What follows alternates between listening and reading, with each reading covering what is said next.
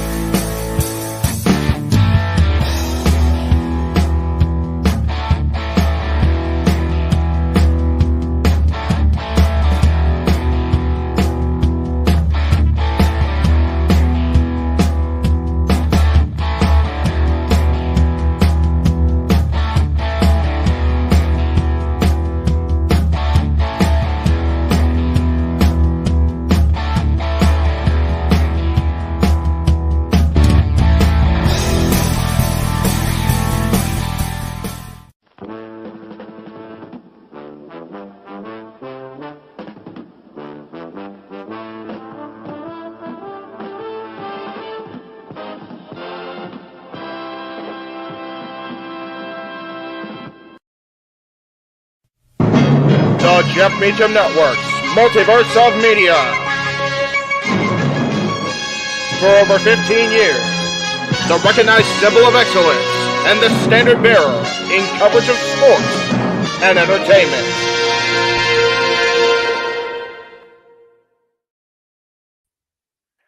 It's Wednesday! You know what that means! We are here live on the Japanese Multiverse of Media to give you a pre-show ahead of AEW Dynamite 200, celebrating the matches, the moments, the promos, the outcomes, the debuts, and the one-of-a-kind memories that have brought us here to this date tonight. You know what this is, for I'm the Superman of the Super Brand and the voice of the JMN, and I am a forever all elite, and my name is Noah Foster. But I will not be alone with you on this venture, as of course I have my color analyst in all things non-WWE, who is also all elite quite to a degree. He's different, he's creative, and he definitely is entertaining. Always a pleasure to call stuff with him. At JHeberSide95, co-creator of Women Fuse Wrestling and Productions, James Hebert. James, happy AEW Dynamite 200. How are you tonight? I am doing good, brother. I am just chilling.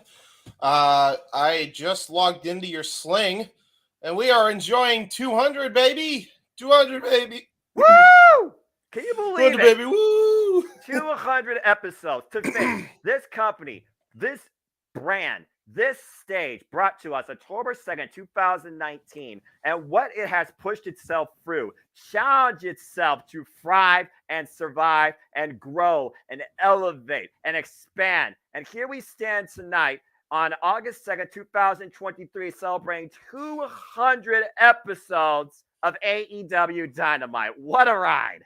It's been a hell of a ride. And hello, JJ. And of course, without further ado, as again, I always like to bring the pre-show to the host too. He is also All Elite. He is the guy that tells you the story so eloquently. He is the renegade of All Elite Wrestling tonight. Founder, creator, cast of the 18 Studios, and one of the dads not always on wrestling, and the CEO too, JJ Williams. JJ, it is great to be along this ride with you tonight. How are you?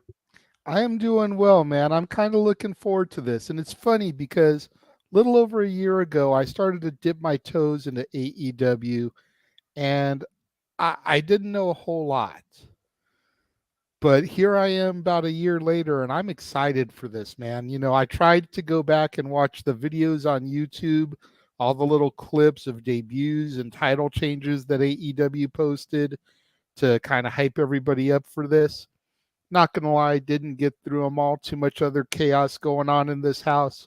Right. But just going back and watching even the first half hour of the first video and seeing, you know, Hijo win the women's title, seeing SCU become the first tag champs, seeing the formation of the inner circle, and realizing that Sammy Guevara has been next to Jericho from day one, basically.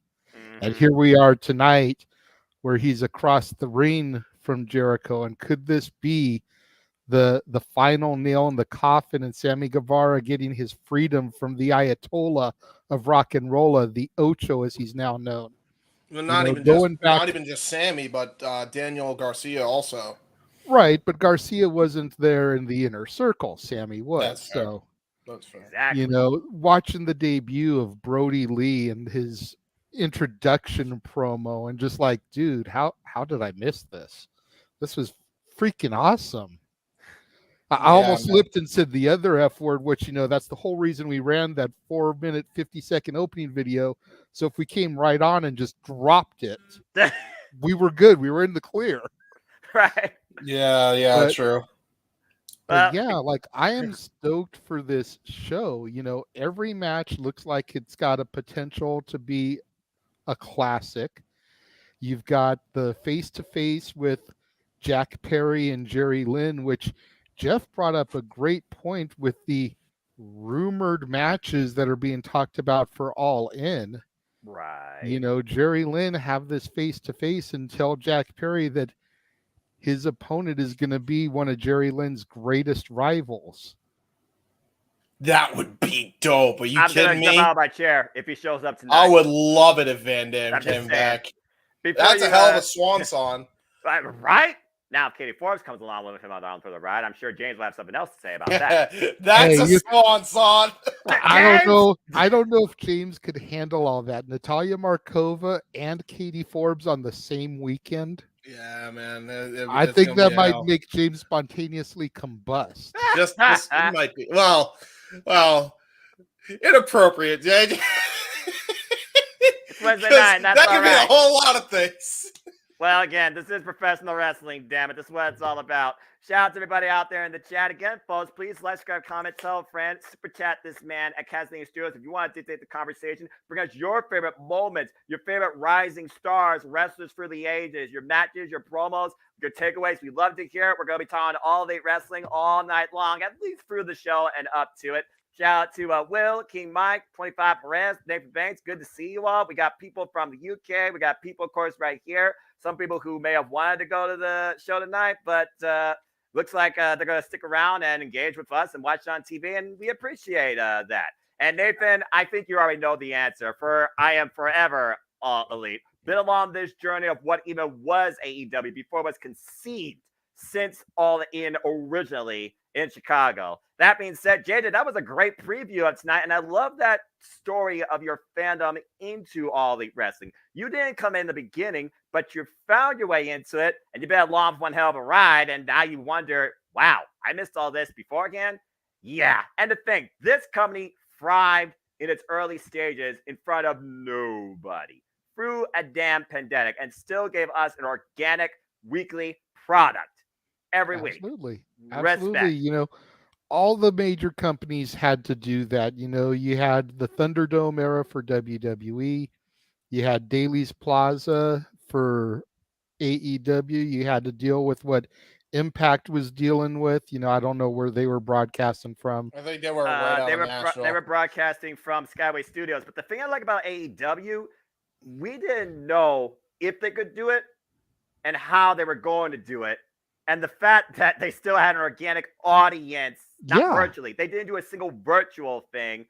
That was truly an interesting thing to see myself because, I acknowledge the Thunderdome. Impact Wrestling had nobody but some pipe noise that wasn't overpiped as much as WWE is nowadays.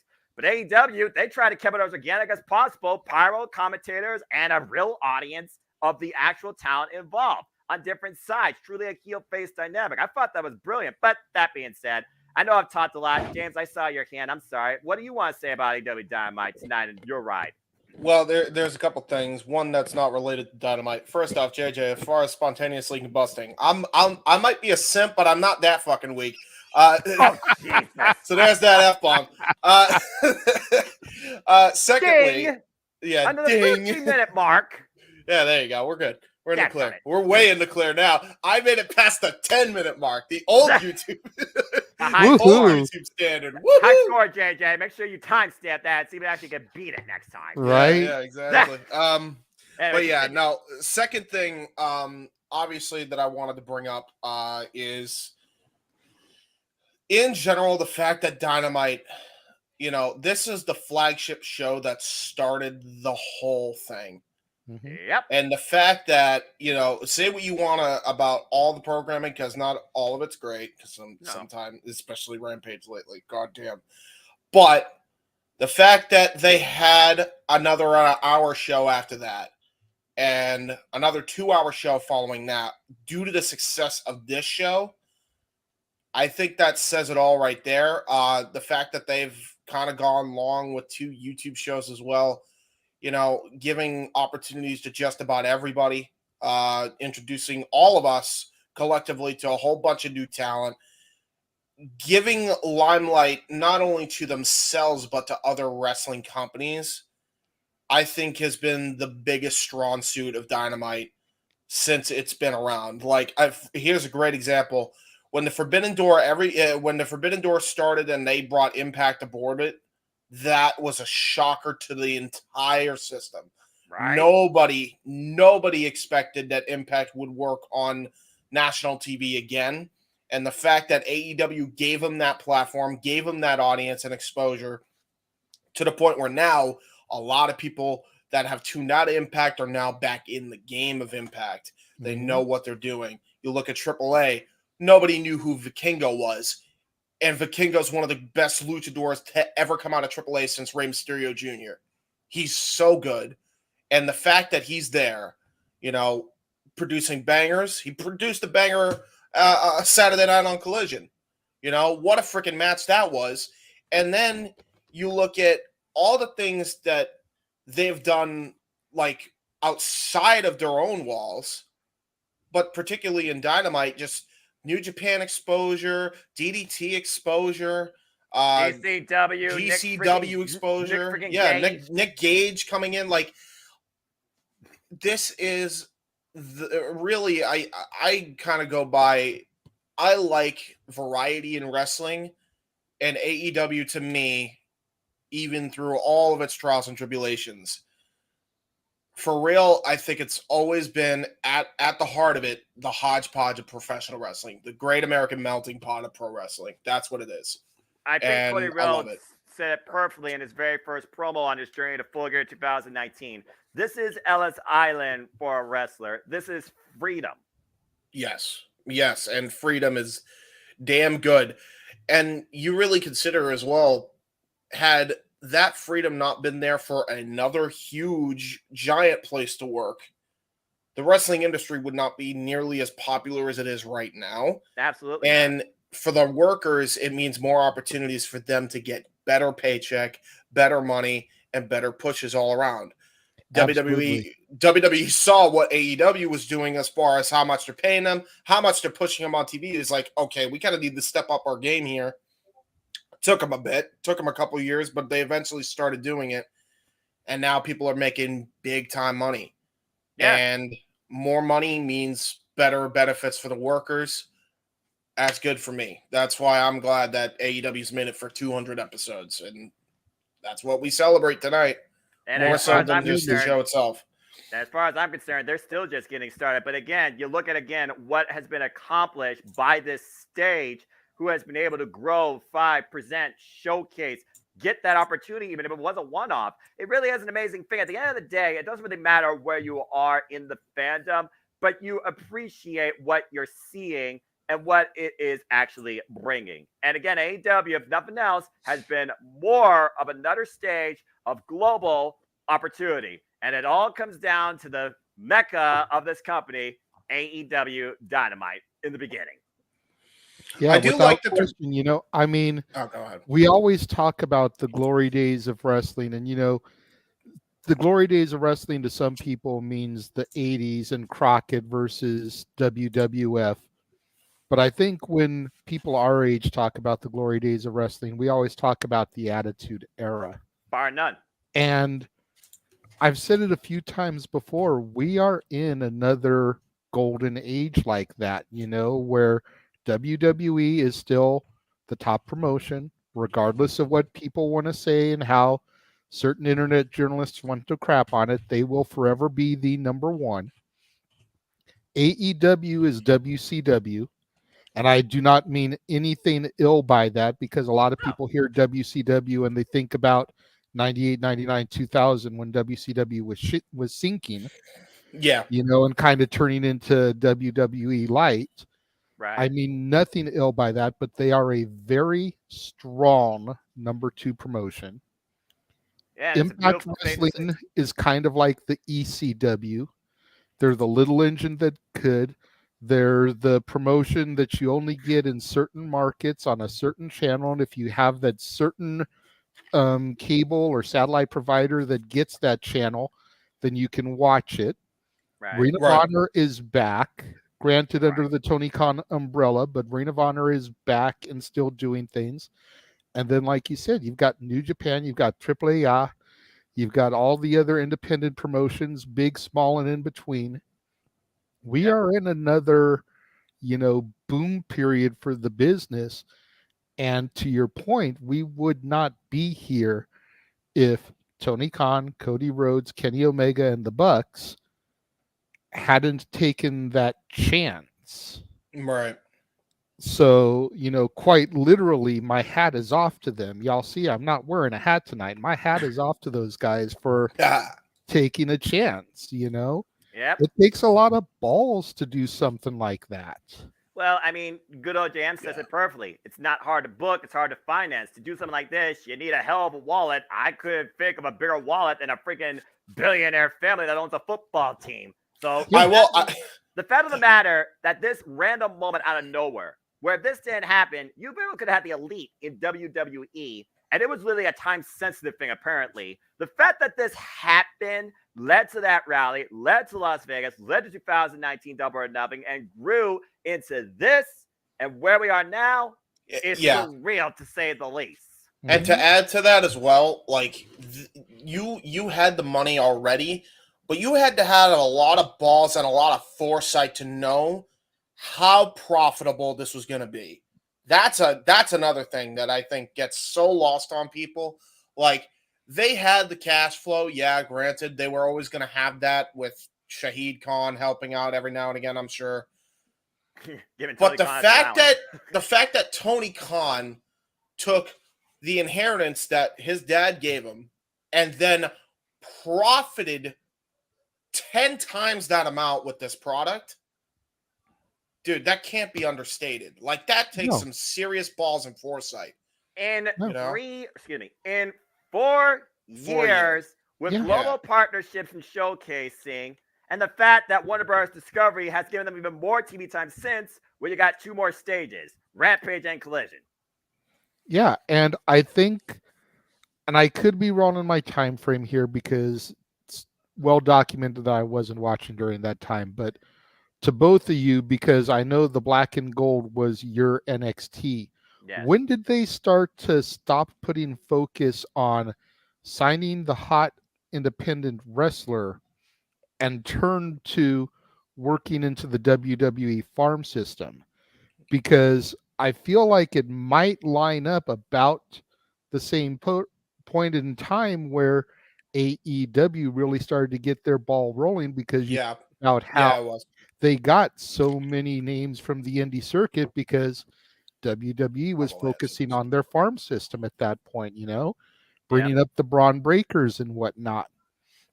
I can answer that question Go ahead, easily. Matt. It was during the final years of the black and gold era. Absolutely, Okay. It was the final years.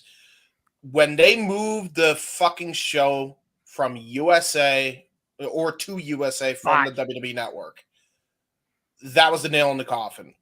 You knew it was done right then and there. That's not to say the shows were awful, because there were great shows on the USA network all the way up until the pandemic happened.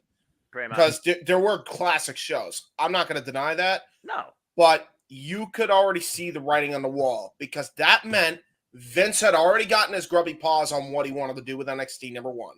Number two, the minute he put that on the USA Network, a lot of people were hesitant on ever signing with NXT, because NXT was supposed to be the little engine that build to the future, but also let the individual wrestler and worker be themselves. Mm-hmm.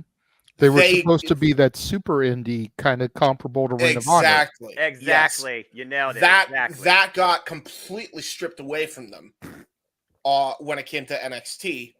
And it was already getting stripped away by NXT TakeOver New York, because the following Raw after the Viking Raiders, the Viking Experience. Please don't bring that up, please. That was a thing. That's what the Viking Raiders were going to be called. They were originally the War Raiders, which was a way better name. Still, that's what they originally were called when they were IWGP Heavyweight Tag Team Champions. Thank you. So anyway, I say that because it was already kind of going downhill by that point. When AEW launched its television deal, they had the super indie feel with a WWE-style television budget.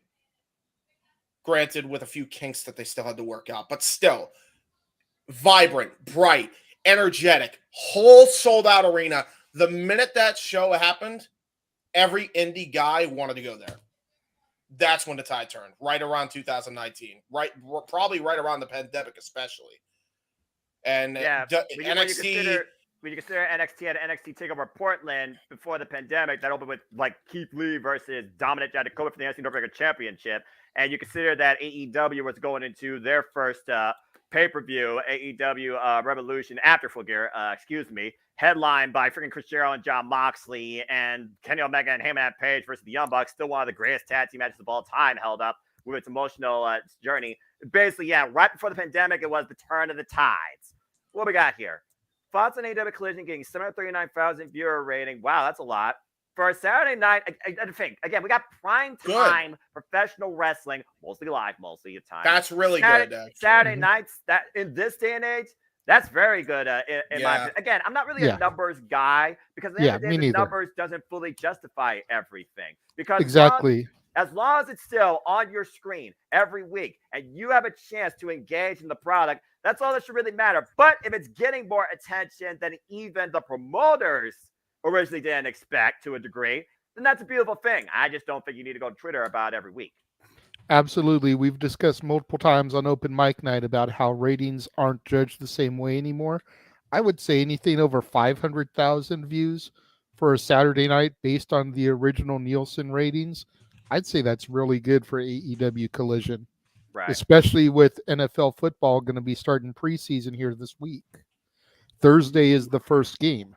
Oh boy, here we go. College football tends to play on Saturday more than NFL, so the only thing they'd really be competing with is college. And no disrespect to college football fans, they don't do the ratings that the NFL does. So it is what it is, because it's just not the college fans aren't near as passionate as the NFL fans. No. it's just like an indie promotion versus one of the main companies. You know, you're going to find your fans in that city that represent that school that are going to go, but worldwide doesn't give a shit. No. Right.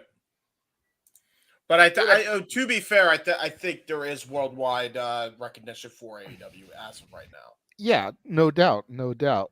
Yeah, I mean, again, you see they branched out to these international stages for their pay-per-views. They recently got a deal, I think, with Australia, and of course, the deal they made with New Japan, where they literally broadcast Dynamite and Rampage, and I think Collision now on a weekly basis to the fans over in Japan now. Part of NGW World, I think, is also a very cool deal. We saw the commentary team that does that very work at Forbidden Door this year. I really hope Forbidden Door next year goes to the Tokyo Dome. I really want to see that happen, and include Stardom. Damn it. Yes. Yeah. Yes. So If there's one, while we're talking about the greatness of reaching this, let's also be realistic here. There's still one common thing amongst the entire industry, not named Impact Wrestling, even AEW, despite the fact, Jade and I, you've even admitted it. They have the potential with their talent, quite more so than WWE outside NXT. They still don't understand how to do women's booking properly. I really hope that Hikaru Shida and Toni Storm is actually the main event, because it feels like the biggest match in the show, in my opinion. Because Hikaru Shida was the champion of the people when there were no people. I think she deserves to actually have her moment in front of the people and her run with it. Yeah. And we've been sitting here for the last 30 minutes. It's about 2 minutes till we get ready to go live with the show, give or take. Oh, yeah. I do want to stop the praise for just a moment and say, if there's anything I would like to see a change of going forward for AEW, it's the way they present talent. You know, Tony Khan, and we've discussed this again on Open Mic Night, but this is a different forum or across more channels.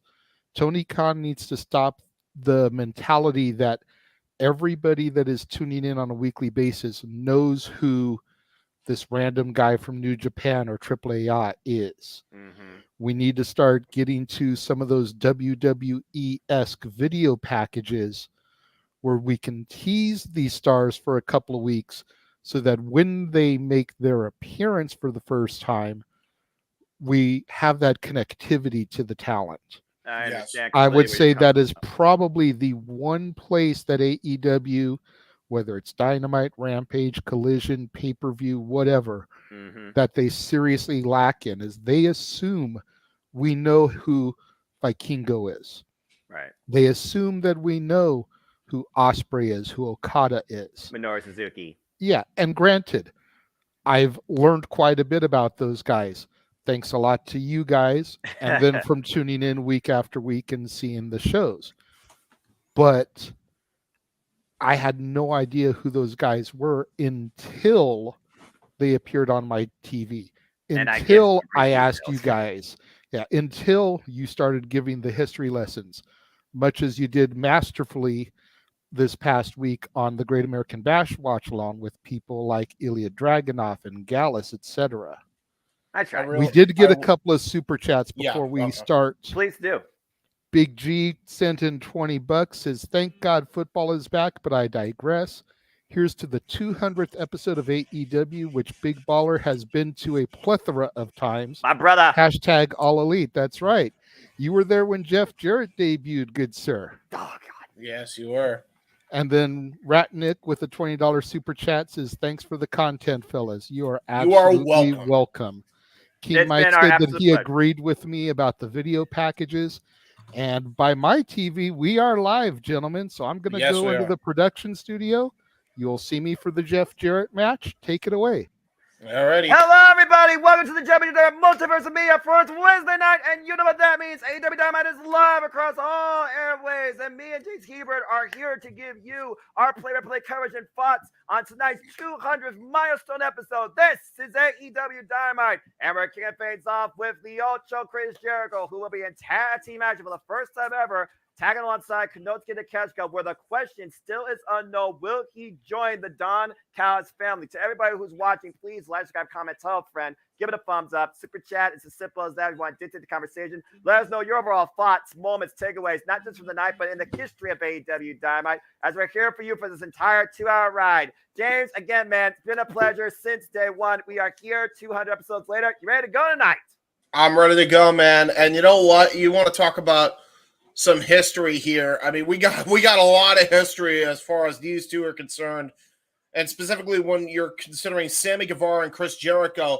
Dynamite episode 1, Sammy Guevara was a part of the Inner Circle. The amount of carnage they would unleash together was insurmountable. They would raise more chaos in the Jericho Appreciation Society. Both of Jericho's groups, Sammy Guevara was an instrumental part of, and now he's not even in his own group. He's fighting against them tonight. Yeah, it's a hell of a retrospective when you think about the sex gods and the amount of memes and content they made. But there's one constant AEW with the Ocho. You got to have a Judas sing-along. And there it is, loud and proud. What are they saying? Where are they at in the song? Sammy Guevara. Oh, so, all right. Well, I'm not at Sammy Guevara. No, don't worry. No, I'm at Sammy Guevara. the drop to Sammy Guevara. We got the heel and face tunnels, the original setback tonight. I like that little touch. As Daniel Garcia and Sammy Guevara, who are 2023 Blind Eliminator Tag Team Tournament finalists. Stop wooing, you idiot! Freaking face MJF Baby at Blood and Guts, but came up short.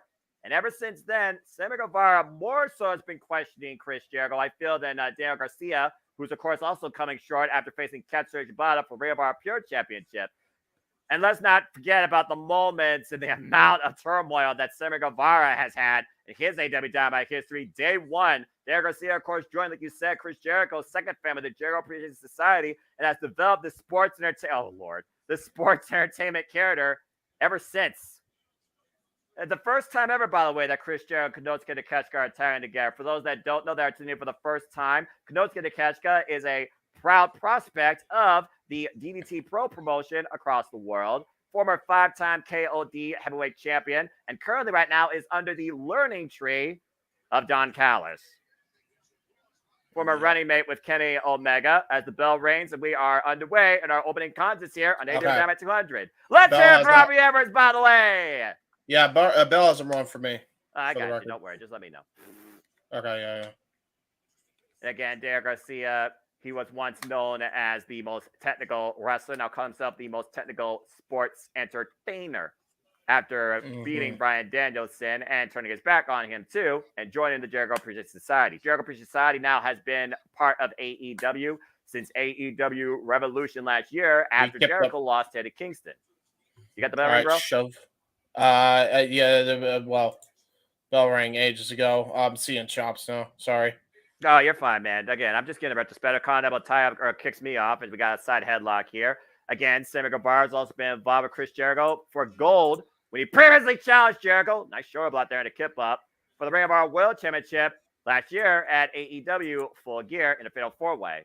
Sammy Guevara has yet to have any gold beyond the TNT Championship. Speaking of champions, we will hear from AEW World Champion MJF later tonight, and also later tonight, the Elite newly signed once again 5 years apparently to AEW will face Jeff Jarrett, Satnam Singh, and Jay Lethal, and the Ring of Honor World Tag Champions will be on the line as Aussie defends against Hijo, Vikingo, and Komander. And of course, the AEW Women's World Champions on the line as Toni Storm defends the gold against Hikaru Shida. All that and so much more ahead tonight on AEW Dynamite 200. We got a chop affair going on here. And the thing about this that really surprises me, James, went for the clothesline. I hold that flat. Oh, God, with a jumping knee. Chris Jericho, he was the inaugural champion for AEW. He, in a way, is a flagship bearer for this company that helped plant the flag in the ground outside the Elite and Cody Rhodes. An Irish whip up there. Danny and Sammy taken down. Yeah, I'm just trying to sync with you, bro. There you go. There's a pose. Take a picture. Y'all good, man. Again, Konosuke Takeshita has not been tagged in yet into this match. There's a waist lock by Daniel Garcia. Off! Big chop. Now we got a chop exchange with Garcia and Jericho. I feel like Daniel Garcia is an underappreciated long-term story. When it comes to stop moving, you idiot! Comes to his freaking development in AEW. I hate that so much. I was right there, too. The arm wringer. And the woo again. The most powerful move, apparently, in AEW. What the hell? And right now, Daniel Garcia might be challenging Konosuke Takeshita to get into this match, but not yet here. And there's a bird. Tag to Konosuke. And James, You talked about firsthand the power behind this guy. Yeah, yeah. He knocked out Tomohiro Ishii. Yeah, he walloped him. There Garcia right now. Again, wooing. Konosuke almost took his head off there. Back elbow strike, Irish whip, counter, off the ropes. Doesn't do clothesline. Konosuke to catch with the explosive speed this man gets with a flying clothesline, takes Garcia off his feet. Oh, God. And there's that shot you were talking about. Oh, jeez. I was right there again. 2 count. I'm trying. No, I just paused for like half a second, bro. I'm sorry. I can't sync anymore. Match. As he brings him over, Chad to Jericho. Again, don't worry, folks. We will give you coverage of AEW All In as they go All In London, August 27th. Apparently, we're supposed to learn more matches about that too, I think, or more information. I believe we are, yeah. Nice yeah, I just seen the back. Yeah, okay, so one more second and we should be all right. Come on, the cover. There's a 1 count. Yeah, 1 count. Yeah, good, man. Sorry about that. No, I was trying to sync. I was trying to sync like crazy. Yeah, it's all good, man. It's good to do it in the opener. Oh, man, clubbing shot. Matt Helms, good to see you as well. And shout out to All Elite Beretta from ATW since day 1 as well. The KING King, Fireman the Darn Show Productions. Nice stalling vertical suplex. Nice stalling vertical by Jericho and just blowing a kiss to the crowd, taunting. If anyone should have been on here at some point to talk about AEW, it's definitely that guy. I'm definitely going to have to get him on Spark sooner, just having an all-elite conversation with him, an all-elite retrospective. I'm cool. I'm cool with that, yeah. And maybe James, you, me, and Kim will get together and do that. Oh, yeah, for sure. We'll get Zero on, too. Spark. Date to be determined. Yeah, for sure. And Jericho right now just paintbrushing Garcia. Garcia having none of it. Garcia fighting back hard. Garcia brought in with 2.0. Matt Menard's power. Don Callis getting involved. Don Callis. That Look at that. virus in AEW. Oh, wow. I'm really surprised that Jericho took that advantage, you know. And our opening contest, folks, will continue in restaurant quality. Picture-in-picture. Don't go anywhere. Again, we're kicking things off strong here with this tag contest, but the ultimate question is not only what is the future of the Jericho Society, but will Chris Jericho join the Don Callis family? And still to come tonight, Jack Perry will go face-to-face with ECW legend Jerry Lynn. Jack Perry, our new FTW champion, after not only installing the title, but the legacy of ECW itself. I really think that's not going to be a match, but I do think it's going to get physical. And right now, again, we are in picture as he gives the Winnipeg salute to the cameraman. Yep, and King pointing out, JJ knows, keep an eye on that Jack Perry and Jerry Lynn segment. Oh, man, what a drop kick. Yeah, double boot just sends Jericho right to the floor. Daniel Garcia now trying to crawl to the tag here. Sammy Guevara, a 3-time TNT champion. Daniel Garcia has yet to hold on AEW. There's a tag to Konosuke Takeshita. Once the biggest babyface, now the ultimate villain. Oh, the clubbing shot takes Sammy Guevara off the corner. Again. And just that alone, like the viciousness of Konosuke Takeshita's elbow strikes, you could tell how disciplined he is when it comes to his striking ability. I mean, again, if you're going to be a 5-time KOD champion endorsed by Kenny Omega, you're going to have a mean right hook or a strong spirit. Real quick, dark spirit. Real quick pause and then unpause, by the way, because we're pretty much synced otherwise. And right now, looks like he might be going for a Cobra twist. Ooh, and keeping him again close to the corner. And look at Jericho taking advantage outside of the division with the stretch. So much for the Jericho Appreciation Society, huh? Well, I mean, you heard what Ty Mello and Anna Jay said to Chris Jericho last week. By the way, congrats to Ty Mello on becoming a mommy, and glad that the baby seems to be going the right way. Aubrey. How much has Aubrey and Jericho been at odds ends, by the way, too? Mean backbreaker there. And there's a tag. Well, I actually didn't. So what happened between Ty and Anna? So last week, we saw the Jericho Society confront Chris Jericho in the locker room, basically saying that you need to make a choice here because while we appreciate you, there seems to really not be any appreciation for us. So figure it out. And they all walked out on him. Matt Menard being the last one to walk out on him. After Chris Jericho asked, you think this is easy for me? Matt Menard says, yeah, it is easy. Figure it out fast. And we are back here on AEW Dynamite as Chris Jericho and Garcia, the two legal men, are opening tag contest. Nice net edge chop just lowers Daniel Garcia. Yeah, Jericho is definitely is not appreciated by any means by his own group. I mean, again, when you're aligned in any capacity of communication with Don Callis, there's no appreciation for anybody. Ooh. Oh man! Garcia going in like a rabid dog as Jericho takes him down, and Jericho up in the second rope looking for the Lion. Double knees. Double knees by Daniel. Yeah, but I think Jericho's knees connected to Garcia as well on that, so I'm not sure he got the worst on it. That's fair. Garcia, though, trying to reach out for the tag to Sammy Guevara. You see Don Callis again taking advantage a moment ago. You got to wonder what's going through the Invisible Hand's mind. There's a tag to Konosuke. Tag to Sammy. Oh, man, high cross body. There we go. Energy and athleticism of Sammy Guevara, known as one of the pillars of this brand, of this company. Like you said, the very first match he was involved in was against Cody Rhodes. In fact, it was the very first match in AEW Dynamite history. And now Sammy Guevara, once again, looking to fly up and over. What a tornado! Wipes out Takeshita, but Takeshita, I believe, is the legal man, if I remember correctly. Gotta watch out for Floyd the baseball bat. A little bit of Latino heat. Frog splash. Frog splash connects. Cover 2, and Jericho breaks it up.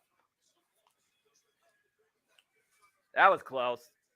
Yeah, that was close. Of course, we've seen Jericho and Sammy at ends since after Double or Nothing, James, when Sammy basically was figuring, I need to make some changes, and Darby Allin interjected himself in that conversation. Wow.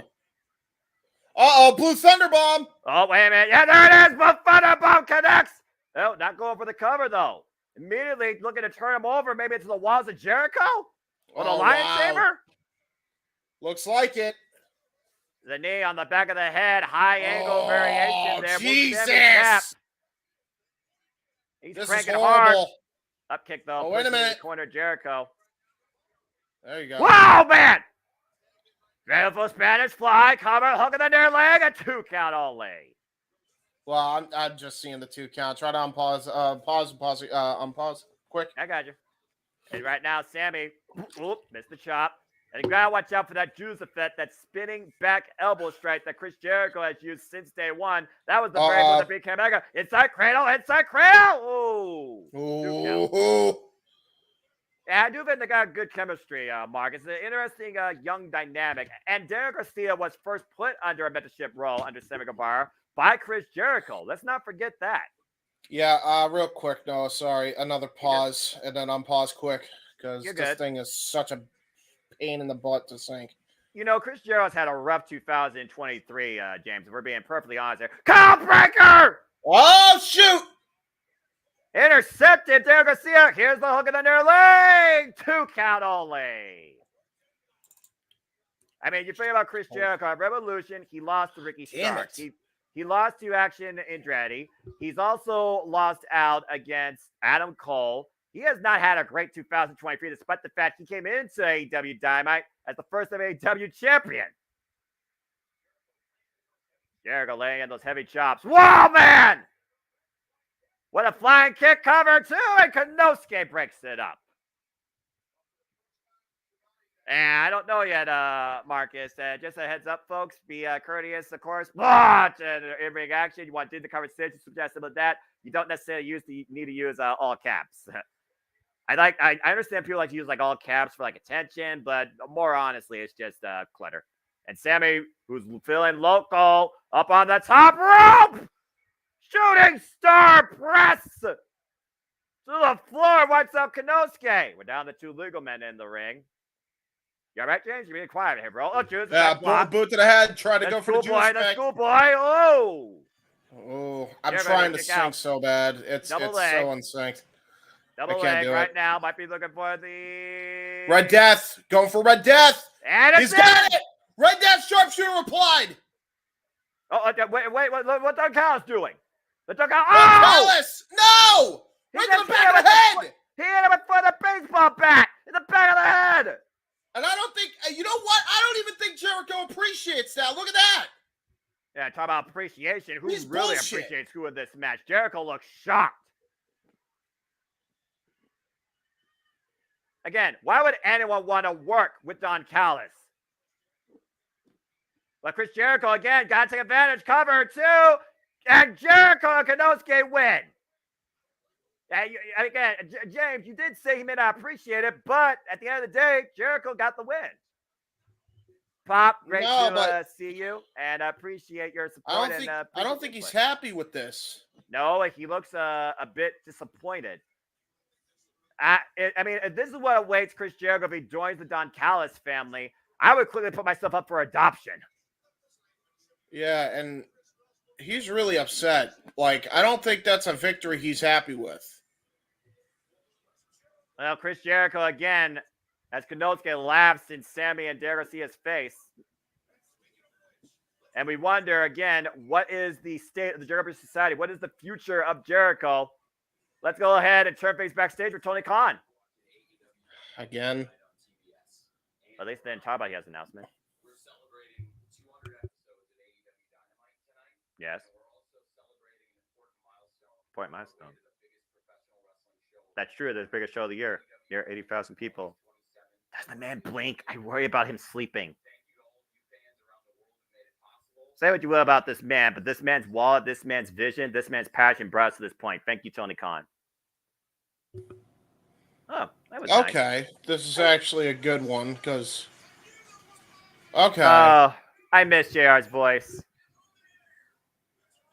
Again, Dynamite, AEW, a revolution, an alternative, a different spectacle. 200 episodes later, countless moments, incredible emotional engagements, wild ass promo segments, crazy hit and runs, insane entrances, unique firsts, and every week in some capacity brought us something different. And whether it's Wednesday, Saturday, Tuesday even, James, there is no denying what AEW Dynamite has brought us in 200 weeks.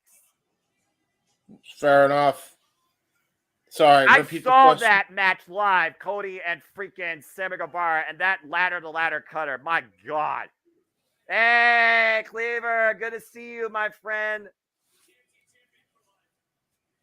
One of the most emotional treatments we've ever seen, where the world stood together in a state of humility for 2 hours to honor the late, great Brody Lee. And freaking Shaq him through a table by Cody Rhodes.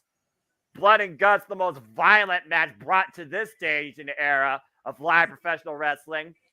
Grand Slam that still left us with Kenny Omega and Bryan Danielson unsettled. The world learned what it means to scissor together. We got a freshly squeezed All-Atlantic champion. We honored them, boy, and welcomed them other boy in. Again, you could talk about what AEW has given us all night.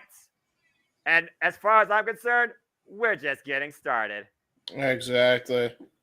Thank you, AEW Dynamite. As we go now to full commercial, I would like to switch gears here and throw it to a little bit of an advertisement of our own for you here. Right there, sir.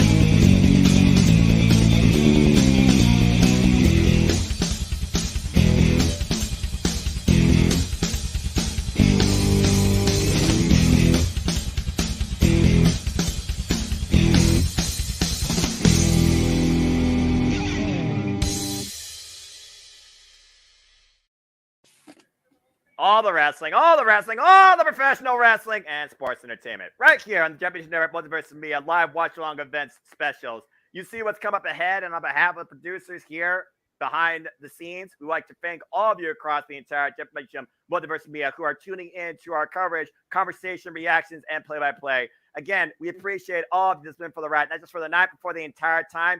Just like Dynamite, we're not letting up anytime soon. Please subscribe, comment, tell a friend, hit the thumbs up, give it a super chat, give it a super sticker, super chat, as simple as that if you want to dictate the conversation. Matthew, it's okay to have a hot take like that, man. But yeah, Aubrey is Aubrey, and at the end of the day, you can't call what you don't see. Aw, and Jade is missed, at least by the Renegade, because he misses that bitch. So, again, we'll see that title defended on Collision, as Chris Statler will defend that against Mercedes Martinez. Should be a very interesting bout, as we're still here on the full commercial. And again, King Mike with a Judas in my mind, non-copyright, damn it, non-copyright. Again, I've been to Dynamite. I've been to Rampage. I saw Danhausen made his freaking debut against Adam Cole and Orange Cassidy live at Beach Break. James, have you been to an AEW like Dynamite show at all yourself? No, not yet. I'm hoping at some point I can go. It's just right now the finances don't allow it, but absolutely, definitely plan on trying to go next year with the boys if we can. Yeah, definitely down. I don't know if necessarily I'm going to go next week, but I'm going to try maybe for Collision Saturday in Cleveland in September. But again, as I always like to say, priorities before passions. I was there for the surprise return of Adam Cole. Betty. Ah, yes, the returns. Whether it was Adam Cole, whether it was Bryan Danielson, whether it was Keith Lee, whether it was Malachi Black, whether it was Matt Hardy, and of course the forever exalted one, Brody Lee. So many. As we go backstage now, Renee Paquette with Chris Jericho. Uh-oh. Oh, Matt Menard's pissed. Oh. Matt Menard saying Chris Jericho there's a mandatory meeting next week. Uh-oh.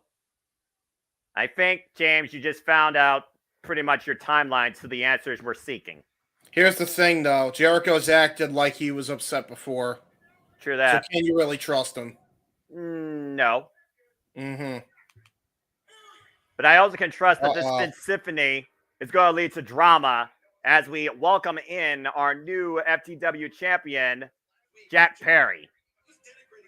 Again, you heard what Jack Perry said last week. He was literally degrading what ECW was, what ECW brought forward, and that title for whatever it's worth in its perspective and its vision, of course, created by Taz himself. And I don't know, JJ. I mean, again, it could be the final nail in the proverbial coffin. You talk about it all the time. Christopher Rotz, good to see you. Charisma Vacuum Perry, and the crowd goes mild. Damn. Well, his music's louder than the crowd, if that tells you anything. Again, it's one of those fans, you don't respect history, you disrespect the legacy. You're going to, cause the wrong type of people to react. And we heard Jerry Lynn last week as we'll see how combustible this face-to-face is about to be. Or should I say extreme? Oh, boy. We haven't seen Hook since either. Oh, well. God. Again, no respect for Tony Schiavone. No respect. Can we give him the microphone one time and not have him? Like, the only one that ever fucking respects him, the fact that he has the mic is Punk. Right?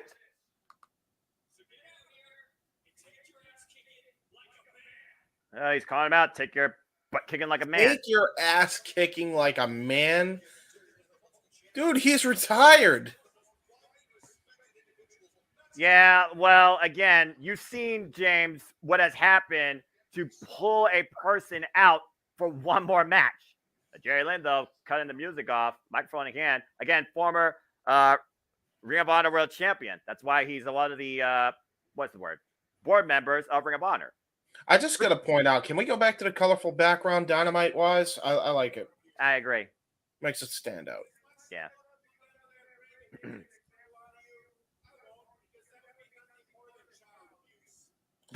Oh my God! Jerry Lynn with the hotline? What the hell? Whoa! No.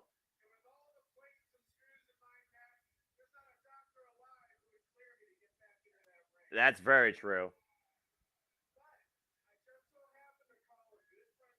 Called a good friend of mine. What?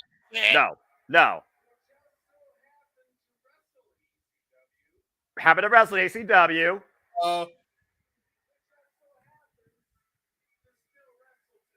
Happens to still wrestle today. Do it. What? Come on, baby. What? I hear the chant. You got me!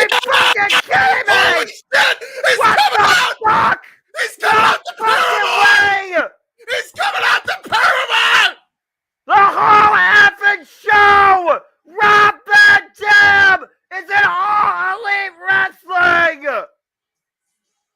Oh Holy my God, hell! dude! He's coming out the Paramount! He's coming out the Paramount! You have gotta be kidding me! Holy shit, Mikey's back! I can't believe my Holy eyes! shit!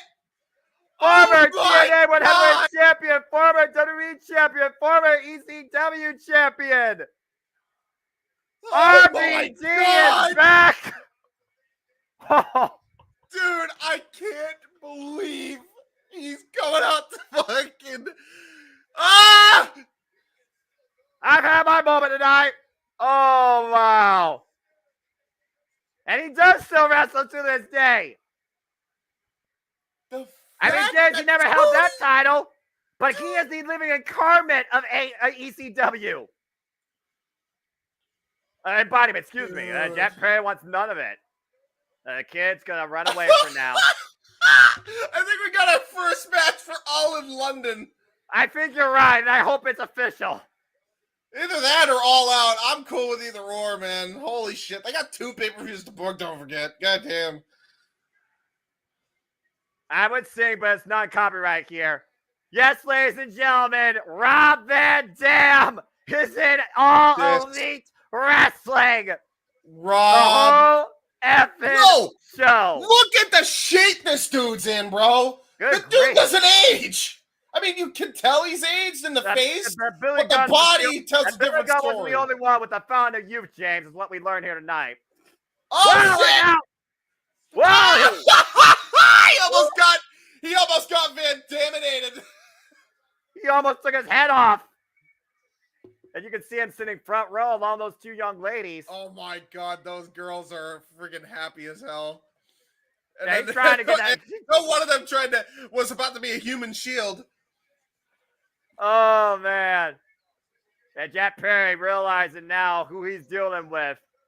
This is not no washed up relic of the past. This is Rob Van fucking Dam.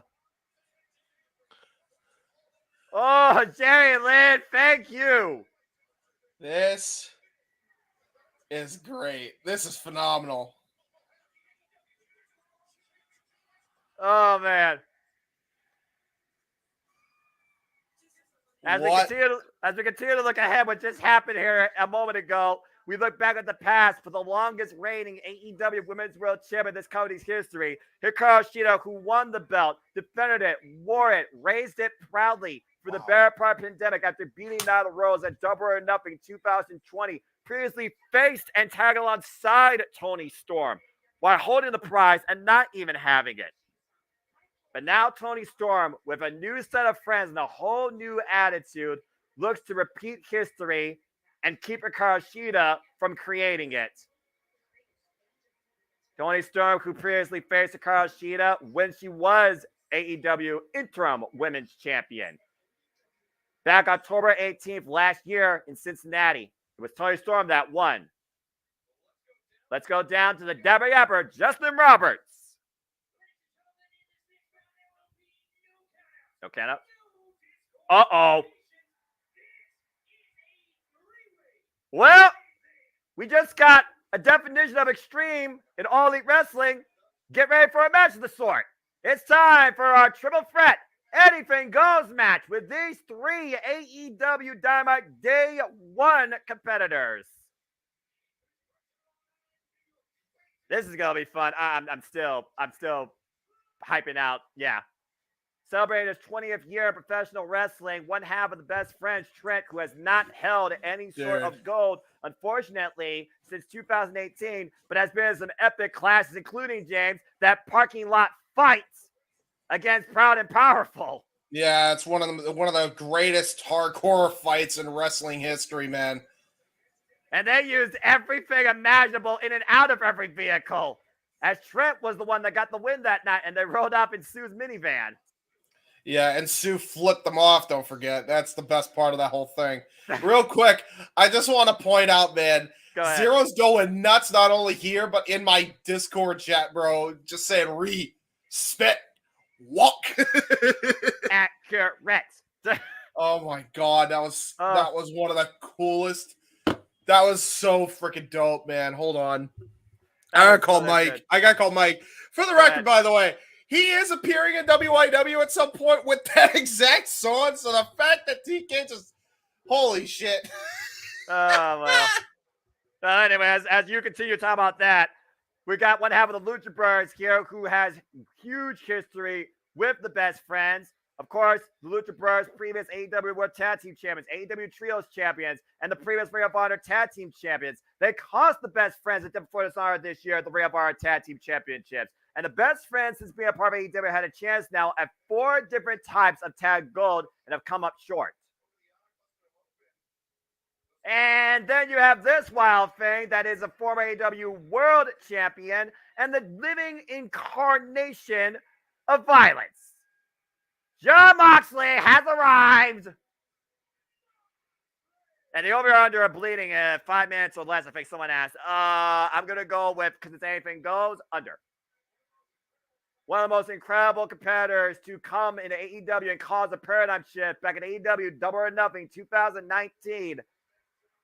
And of course, last week, Wednesday, in Triple Threat Tag Team match, it was the Lucha Brothers that got the better of the Best Friends and Blackpool Combat Club as Jon Moxley was feuding all over ringside with Orange Cassidy. Just chaos galore after the bell. And with the fact that anything goes here, I would not think that this triple threat is only going to be 3 people involved. This is faction warfare. The mild thing, he likes bleeding. Dang. Usually has a shield and yeah, he's a heel redneck. We all know that. Wow, that's all pursued by Trent immediately to Jon Moxley. Let's screw the bell. And Penta top and calling to Trent. Minute I'm done with the phone call, the action goes crazy, huh? Oh, Sling Blade. Spear. What do you expect with these 3, James? And it's anything goes. Wow, Larry. Lariat. By Jon Moxley. Jon Moxley also, by the way, has a previous singles victory over Trent and over Penta.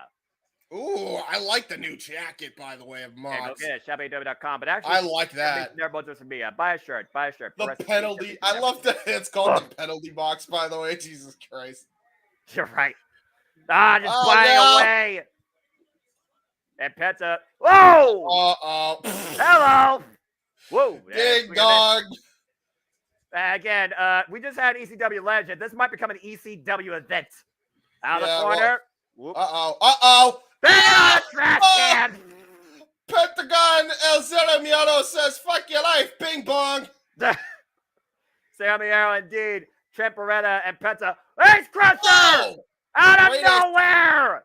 Yeah, great ass crusher. It almost looks like he turned it into a stunner in midair. And now it looks like Moxley's going for a weapon here. Why is he going to look for a screwdriver? Oh God. No. Barbed wire 2x4 has come into play. Yeah, and Jon Moxley will be the one to bring that into the match. Why not? Yeah, and of course the 2x4 is black, just like Moxley's soul. Oh Jesus! Super kick right to the gut. And now Penta with the weapon in hand. Uh-oh. Well, there's that old saying, be careful what you bring in because it might be used against you. Bob and weave. It's the midsection. A big chop here. That's definitely that Randy Couture training of Moxley. Oh! And what training is that with that backstabber by Penta? I don't know, Carlito. There. I spit in the face. Oh my God! Rising knee strike. Running knee. Busaiku knee. Oh no! Using the trash can lid, but now he's getting paid. He's paying for it with the God 2x4. And now his face is just getting grinded. Who needs a cheese grater when you got a barbed wire 2x4? Trent Beretta might be the first one to actually bleed here. Matthew, I think you got beat. You sick F chance rang out loud and proud. Oh no, pile driver on the 2x4. Oh jeez, and he may have just hurt his own his ass a little bit, but he don't give a crap. Yeah, he likes the pain, don't he? Exactly. He thrives off it. He drinks blood, remember? Jesus. Oh my God! That driver on the 2x4 with barbed wire to Jon Moxley's spine. Exposed spine, might I add. Yeah, as Pentagon Jr. drags him out here, can we just talk about the ungodly strength that took for him to reposition Moxley just to land him accurately on that 2x4? That was ridiculous. A 220-plus pound man by another 215-pound man. Exactly. Yeah, he was already in motion for the Saedo and stopped it. That's the thing. Like, pause your TV for a second. While Penta and Atabahantes, the hype man, are rearranging the furniture, and ladies and gentlemen, Trent is bleeding first. I repeat, Trent is bleeding first. Yeah, and now he just got a steel step shot right to the head. Trent, of course, a previous challenger to the Ring of Honor Television Championship and Orange Cassidy's International Championship. While Penta goes up to the high risk district. Watch Moxley. Watch Moxley. Ooh. Oh, Jesus. Oh, God. And Moxley with that 2x4 with barbed wire again. No. Oh, no! Penta. Oh, right into the mask. Oh, my God. That definitely will freaking leave a mark, to say the least. I think he left it in the mouth of Pentagon. Oh, no. Jeez. Trent's head busted open.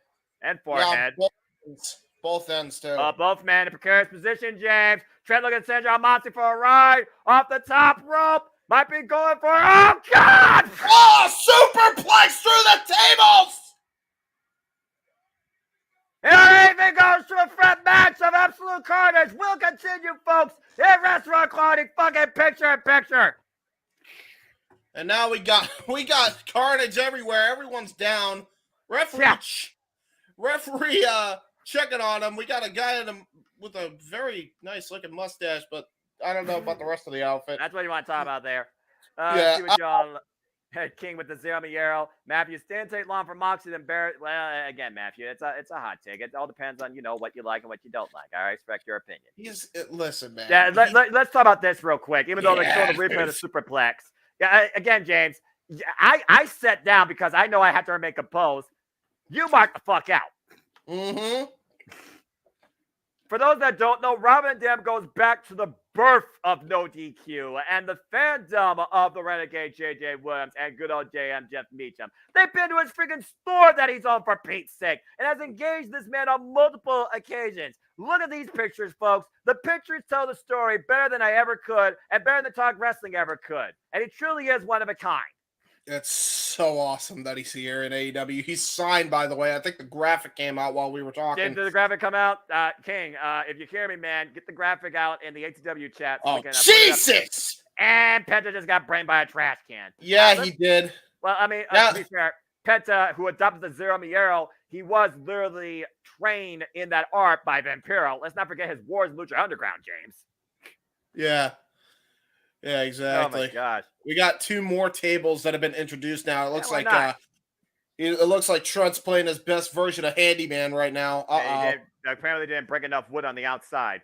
And Moxley. Wait a minute. There's Moxley finally back in after resting as long as he could after that horrific bump through the tables. Oh, going for a sleeper hold on Penta. The Death Jitsu coming into play. Let's not forget the technical side that John Moxley also can exhibit, as we've seen countless times. Yeah, as I said, he's got that deathmatch acumen for sure, but also trained with the likes of Randy Couture, Bryan Danielson, William Regal. And then again, John Moxley beat Trent at AEW Homecoming in Daly's place, January 1st, 2020, I believe. Why Penta faced John Moxley when he was AEW World Champion October 26th during the pandemic. But Trent just threw a trash can at John Moxley's spine. Yeah, okay, right on the upper I got back. word that we have not had the All Elite graphic yet, so stay tuned, folks. We'll see if that becomes official. Thank you for that. Hey, maybe it is a one-off, to be fair, but I wouldn't blame him either. I mean, again, with how much you gotta pay him and Katie Forbes, I don't blame Tony Khan one bit. But it's a hell of a one of it. Hey, I would pay as much as I could to have both of them on that TV if I was a promoter. I'm just saying. All right, James. All right, calm down, bro. And the key might say, hey, that's how I found out about No DQ like 10 plus years ago. LOL. Oh, there you go. The more you know. And John Moxley right now, just wincing ways. We are back, folks. Again, this is AEW Dynamite's 200th episode. Our Triple Threat Anything Goes match with Penta, Sammy, John Moxley, and Trent squaring it out in the middle of the ring. And the only one bleeding, ironically, right now is Trent, right above the eyelid. And he's the only one. Busted open by Penta previous weeks ago. Double super kick. Taking a page out of the Young Bucks playbook. And a super kick right to right to Trent following that. I think I saw a tooth go flying. Wait a Oh, minute. and Penta once again looking for some high-risk offense. Tried for it earlier. John Moxley stopped him. Well, and Trent fighting back as well. Again, Trent, a workhorse. We call the best friends the workhorse of the pandemic, James. They still hold some of the highest number of wins as a tag team in AEW history, yet they have been unable to claim any sort of gold. And meanwhile, Penta might be looking for... no. Oh, Lord. John Moxley right now just gathering his breath while Penta's hooking Trent up. Don't do this. Don't do this. Jesus! Destroyer! Through the damn table! Oh my God, he's out. Golly. And meanwhile, Jesus. Penta, whoa, stops the trap. A spear! Oh, Jesus! A shoulder block, excuse me, by John Moxley through Penta for the damn table set in the corner. Bryce Rensburg right now in a demolition derby. Yeah, that was just a linebacker tackle by Moxley. Accurate. Barbed wire, broken wood, trash cans. What else can be brought out here? Look at this. On his head through the damn table. That's going to destroy, excuse me, because it's Penta. And so far, I will say this. It's only been involving these three men. No other parties from anybody's team has gotten involved in this match. And John Moxley has a little black bag. Yet. Oh, boy. Well, we know that's one of two things, James. Yet. And now here comes the thumbtacks. Of course. See, this is Moxley's tag team partner right here. Is the damn thumbtacks. So why do you have to step in them? Isn't that? I'd rather wiggles than thumbtacks, if I'm perfectly honest with you. Oh my God! Chest and back, taking off the shirt, looking for a paradigm shift. Not like this. Or Death Rider, whatever you want to call it. Now Penta now getting the better of the exchange. Zero, Miedo. John Moxley might be going for a ride. Package power driver or reversal. Again, looking for, we're changing. Oh, changing Jesus. Position. Oh, my God. Into the attack. Driver. Cover. Two. No. Oh, my God. He got thumb in his mouth. Again, did he kick out an instant or was that a convulsion? You tell me. Flex release into the attacks. Jesus! By the way, Penta's in great shape. I don't know why he keeps that shirt on, but oh my God, not right now. He's not in great shape. Yeah, He's got attacks all over. No! Bang! First goes Trent. Good God! Did Moxley just not feel the pain of the attacks? Oh, wait a minute. Don't feel this. Strong zero! Cover! Two! And Penta breaks Trent with a trash can to break the fall. And that strong zero was head first into the attacks. All three men have experienced the thumbtacks now and are showing the cost of it. Well, I was about to say, Moxley was delivering moves and he didn't feel the pain then, but I guess when they're all over your neck and upper back, I guess that's when you feel the pain. There's only so much pain tolerance you can develop. And pain tolerance or adrenaline rush, you be the judge. Yes. And we got Proud Fight Forever chance reigning out here tonight at AEW Dynamite 200. This is freaking awesome, and I agree. And right now, all three men up to their feet. Again, these three AEW originals since day one, leaving it all out here. Who has the strongest will? Again, adrenaline can make men do crazy things, but also fatigue can come in and play at any time. Oh, and all three of these men just exchanging while Trent is literally wincing in pain. You see Trent's arms he's bleeding like crazy, dude. Yeah, Trent don't care, man. Again, he celebrated 20 years of professional wrestling. He's not going to down easy in this. You know this. This man came back from freaking neck surgery. Wow, super kick by Penta. King Kong Bunny by Moxley. And Trent falls backwards to the tacks. And now we got Penta and Moxley, previous challenger and champion for the AEW World Championship. And they're just squaring off here. Rolling Sovat. That stopped John Moxley in his tracks for a moment while Penta falls up off the ropes. Oh, gets to the midsection. Step Rider! Step Rider! Oh! Running boot! Cover by Trent too, and Trent gets the win! Wow! What a huge upset win for Trent Beretta! That had to feel good for Trent on so many levels. I mean, again, action fast, furious, and reckless. That was like moves on instinct. One move after another, going through tacks and everything else in between, and Trent somehow comes out with a victory. Anything goes by Jon Moxley. Oh my God. Well, Well, Jon Moxley is not happy. And Jon Moxley, well, we knew he was going to come and play eventually. Here comes the Blackpool Combat Club. Clark is with a Yuta as Jon Moxley puts Trent to sleep and Penta laid out. I think Trent literally is out right now. And he's still Bryce choking. doing nothing And about they're this, just by the taking way. their time. Oh, wait a minute! There's Whoa! Chuck Taylor and Orange Cassidy! The best friends! And we got a fight in the audience. Watch yourselves, people. Yeah, it's a firefight right now. Well, we got security and we got the sheriffs apparently there, thankfully. And right now they're pulling Chuck in the ringside area. The Blackpool Combat Club getting the better of the best friends. There goes our AEW National Champion. And I was about to say, you want to consider this. I'm not sure if it's just going to end with these teams. I'm going to be real. Oh, wait a minute. Hold that thought, Jay. Down the top rope. Oh, my God. Crossbody takes everybody out. Including himself. I was about to say, there may be, don't be surprised if a Pac appearance happens.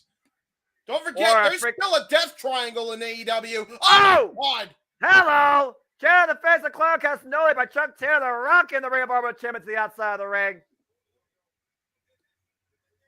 That'll definitely impair your vision. With a Yuta shot. Orange punch to Jon Moxley! And Moxley rose to the outside of the ring, rearranging his jaw as the best friend stand tall. But Chuck got a microphone. Damn comments you got to me. On Rampage, Friday night. Uh-oh. What's it? Please, Jacksonville. Oh, wait, my what? God. Parking lot fights? The best Trios. friends of Blackpool Combat Club? Trios parking lot brawl. Oh, God. Moxley and Claudio versus the best friends. Wheeler, Orange Cassidy, who most likely will be in their corners in a parking lot fight this Friday. Well, as we continue to look ahead, let's also look at last Saturday night as MJF Baby fell short, countering the Shatter Machine, trying to hook Cass Wheeler for the heat singer. MJF was this close, but Dax Harbour with the Okada roll, deep roll out too, and FTR escaped with the tag titles. And when we thought that the bromance of the summer was over, they embraced each other, and Adam Cole acknowledged MJF, you are the AEW World Champion. Tell them. And speaking of which, folks, we are going to hear from our AEW World Champion, MJF, up next here on AEW Dynamite 200. As we go to a full commercial and look at you all in the chat. I'm serious. Like, I mentioned this on Spark last night with Owen and Zero. I wouldn't be surprised if they're going to go the complete opposite. I could see MJF going full babyface tonight. Don't be shocked if that's the direction they go here. I would be shocked to also see this as well, because this whole trios tag team triple threat turmoil that we're seeing here, surprisingly no Pac or no Rey Fenix as basically the Death Triangle were involved in the decision. It is one of those things. Well, I guess they work. So yeah, you got pinned. It is one of those things where I could see that, JJ, and Walter trying to sync up with us. And Walter, good to see you in the chat. Thank you for supporting us. And oh, look at that. Tomorrow's the 20th anniversary of Rob Van Dam versus Sabu stretcher match. I was there with my dad. Of course, we know the fan of Tony Khan. He went to ECW when he was a child. 13 years old. That night's one of my favorite memories and Jericho's last night ever in ECW. And I got Chris Jericho and RVD on the same night tonight on Dynamite. That's so cool because I know that match too. It's such a classic. It's him versus Too Cold Scorpio for the ECW television title, I believe, and it went to I believe a retro or a watch along of that or call that. Yeah, I don't know if it's on the network. I hope it is. Yeah, that's a really good match. That's a really good match. Well, again, we'll see if this parking lot fight, not brawl. They actually do a fight here in AEW. Key word. I don't know what he said next week. I think he said Rampage, actually, which, again, if Rampage is in Daly's place, that's going to be something special. But yeah, we'll but see. is it going to – is is that specifically going to be in Daly's place, or is the fight going to take place in Daly's place? I don't know particularly. We'll have to wait and see when they do the rundown where my voice will go faster than an auctioneer, because that's what happens here on the WWE Multiverse. I could also see them have a live Rampage and then record Collision because of SummerSlam. That could happen also. Well, yeah, because this weekend is cluster effie to the absolute degree. By the way, folks, stay tuned for the Renegade JJ Williams and James Hebert as they will bring you the play-by-play live coverage of SummerSlam, as I will be attending the biggest part of the summer live. So you will not get my voice at all. You'll be getting JJ and James in the hot seat. They did a great job last year in the Raw half of SummerSlam where we changed chairs. I know that they're going to do incredible with this. Have a great time, guys. And please, folks, support the Championship Network here, Multiverse Media, support all the affiliates, because we do this every day, all the time, in some capacity. So stay tuned for what's next as we go back to our screens at AEW Dynamite 200. Robert, damn. Here we go. Okay. Let's hear what he's got to say. Come surprise. No kidding.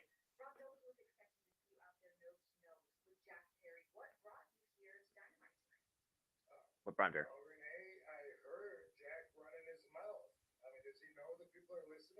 Yeah. He's doing it. Dude, guess what? Next week? I want to challenge you for the FTW champion. What? After I beat him and I'm the new FTW champion. Ooh. I'm thinking, I've done this with so many championships in the past. I like inflate the value to a ridiculous, originally unintended level, not just retirement.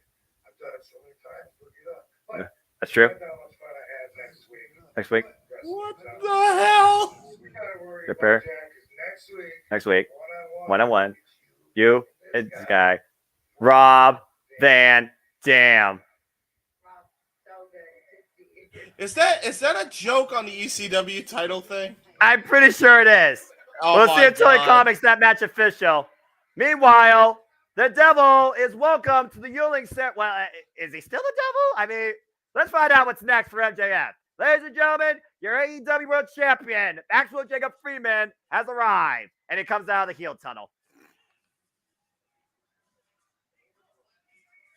Maxwell Jacob Freeman, the 9th AEW World Champion in this company's history, a 256-day reign, already wins over Ricky Starks, Brian Dales in a 63-man Iron Man match, beat all the pillars at Double or Nothing, beat Hiroshi Tanahashi Vendor, and beat All Eagle Ethan Page on Collision. And they were only a double closeout away from becoming your new AEW World Tag Team Champions after we saw the impact of that move at Blood and Guts. But this past Saturday, MJF Baby fell short. This is going to be interesting. And the crowd is cheering Max, by the way. And he's subtly smiling. Again, they captured lightning in a Burberry line bottle with MJF Baby. It's happening. It's happening. I think you're right. I think we're going back to MJF Day 1 in AEW when he was Cody's best friend. MJF chants ready out loud and proud. I kid you not.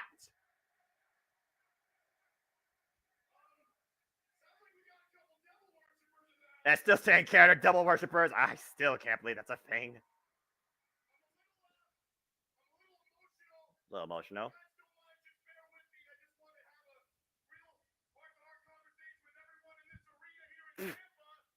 Tampa, Florida. And everyone watching at home. Let's see what he's got to say.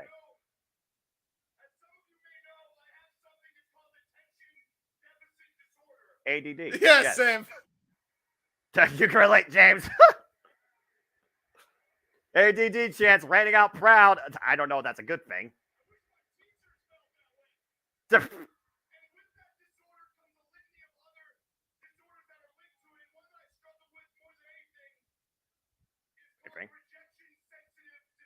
Rejection sensitive disorder?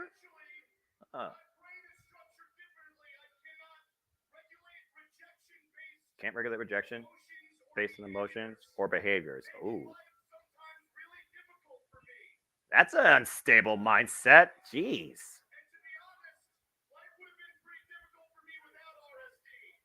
Yeah. Been bullied. Been abused. Been cheated on. Been lied to. Battered. Beaten up. Huh. Huh.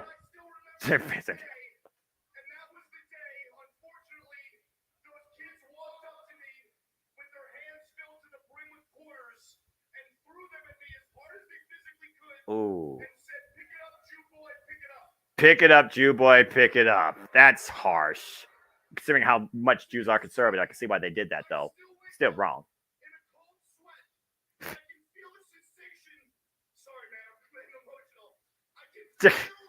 For a guy that majored in theater, he sure knows how to deliver a promo. Regal was right when he says what you need good at Sunshine.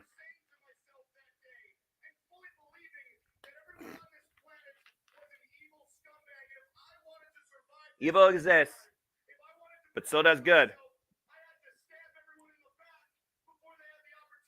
I see. Be a greater evil than the evil that could get you. You didn't realize? Damn right it's not.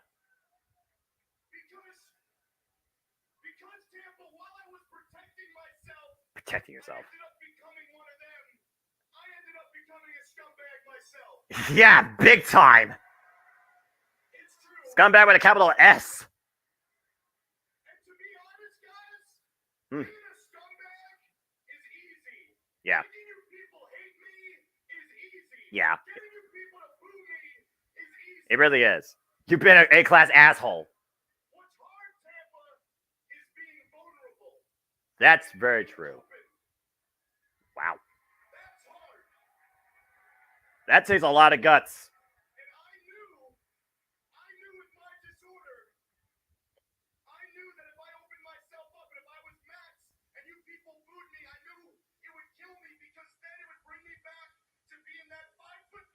A deep riddle Jew boy.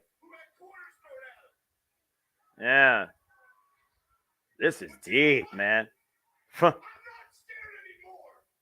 There you go. You found new confidence in yourself.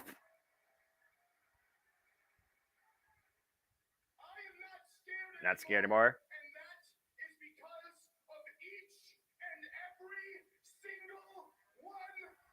He's faking the people?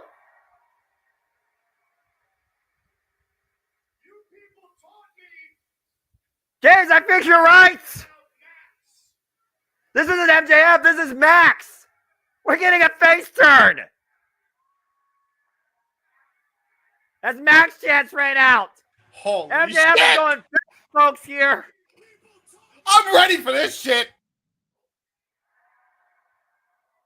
I'm all in on this. Pun intended. And possibly King.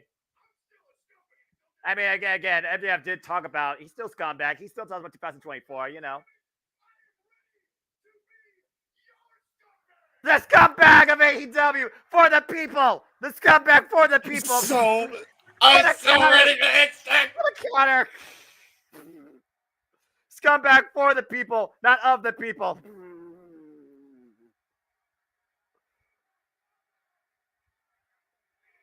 He's a scumbag shit. The people scumbag.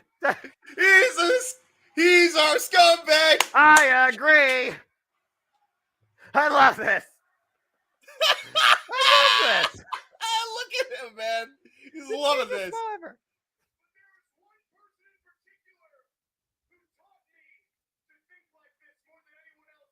Uh-oh.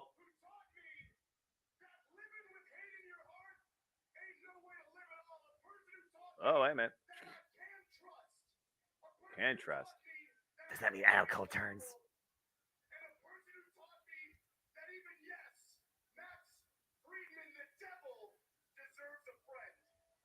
Yeah, that's true.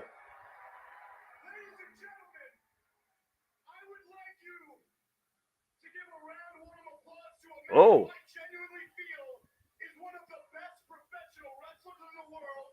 Generally feel the best person in the world. Best human beings in the world. I've met him firsthand. I could support that. His best friend. Adam Cole, baby! Holy shit. All right, Adam. Let's hear from Adam Cole. Come on. You're still nervous. Ah, me too. You I'm loving it. still They're drawing me in. Just draw me in. nervous. Wait, where's Adam Cole? Oh no! There he is. There he is. Though. Holy shit! Out of the face tunnel. Holy Adam shit, Cole, who man. has tagged alongside MJF's entire blind tag eliminator tournament and has a 30-minute draw previously over the AEW World Champion. And let's not forget what MJF said to Adam Cole just last week, James. He said he is going to give him, no matter what, a shot at the AEW World Championship. Is that still on Adam Cole's mind? Is that still on MJF's mind? And will MJF still promise that? Which devil do you trust?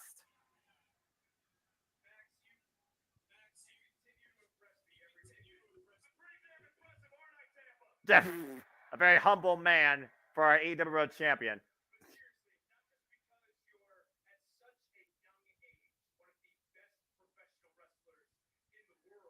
With his track record, I agree completely.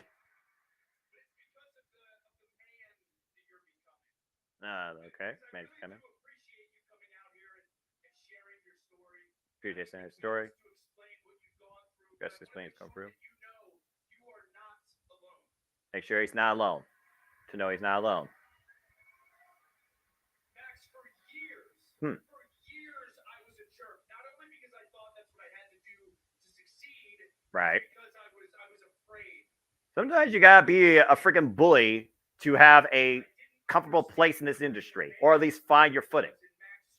Again, thank you everybody in the Multiverse media across all platforms that are watching and tuning into our coverage, reactions. Here for AEW Dynamite 200. I mean, James, is it possible that MJF could be a bigger babyface than he could be a bigger asshole?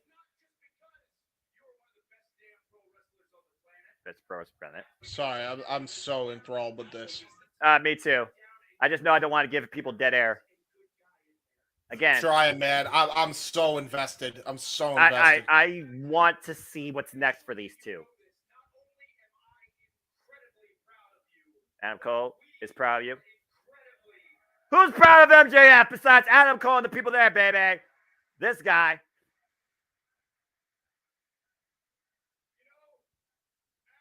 Let's see. Verbal fellatio. I'm about to say, MJF, yeah, MJF's still a scumbag. We know that. We accept that. Buy it now, folks. Freaking DX cell plug here. Double clothesline. Wait, why are you pulling out here? Wait, what? Ooh. Oh! He did make him a promise. After I imagine that win, lose, or draw.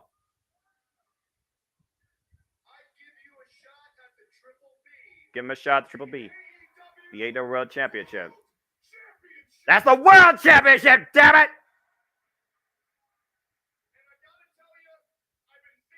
You've been thinking long and hard.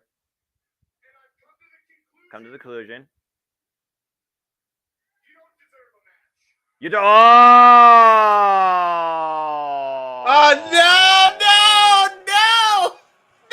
Don't deserve a match. Wait a second. Hold on. What? That is. Wait. Don't deserve. Just any match. Don't deserve just any match. What? What? You deserve. The match. What? In front.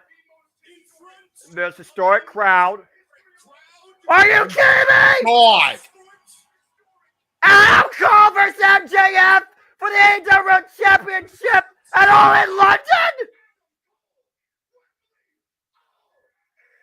Let's fucking go! Give these men 60 minutes! Shit! Okay! Just get our first match! Holy hell! Wow! Oh, wow. Sign the contract! You gotta be kidding me! This is legitimate! This 100% legit!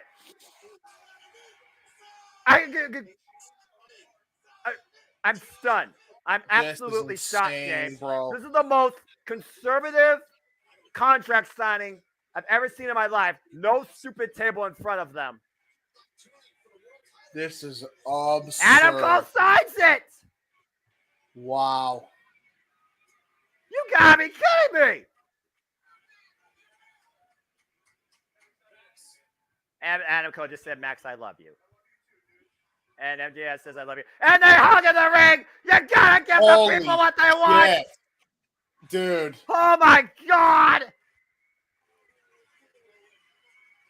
I don't know, Yeah, man. to be honest, I was gonna win. No, Max. There's the graphic. It's official. Holy shit. The biggest match in AEW history in front of the largest audience. MJF defends the AEW World Championship against Adam Cole at Wembley Stadium. Dude. 1-on-1 at All in London. You don't get bigger than that. Holy shit. Where's the turn? Is it happen here? I don't want to be positive. Whoa. Oh my God. Oh my, Roderick Strong's apoplectic. Wow. James, Roderick Strong's been warning Adam Cole about MJF. Oh, wait a second. The Kingdom. Again, former running mates, the Kingdom, Roderick Strong, brothers, Matt Taven, and Mike Bennett. Again, you see Roderick Strong right now, heartbroken, it looks like.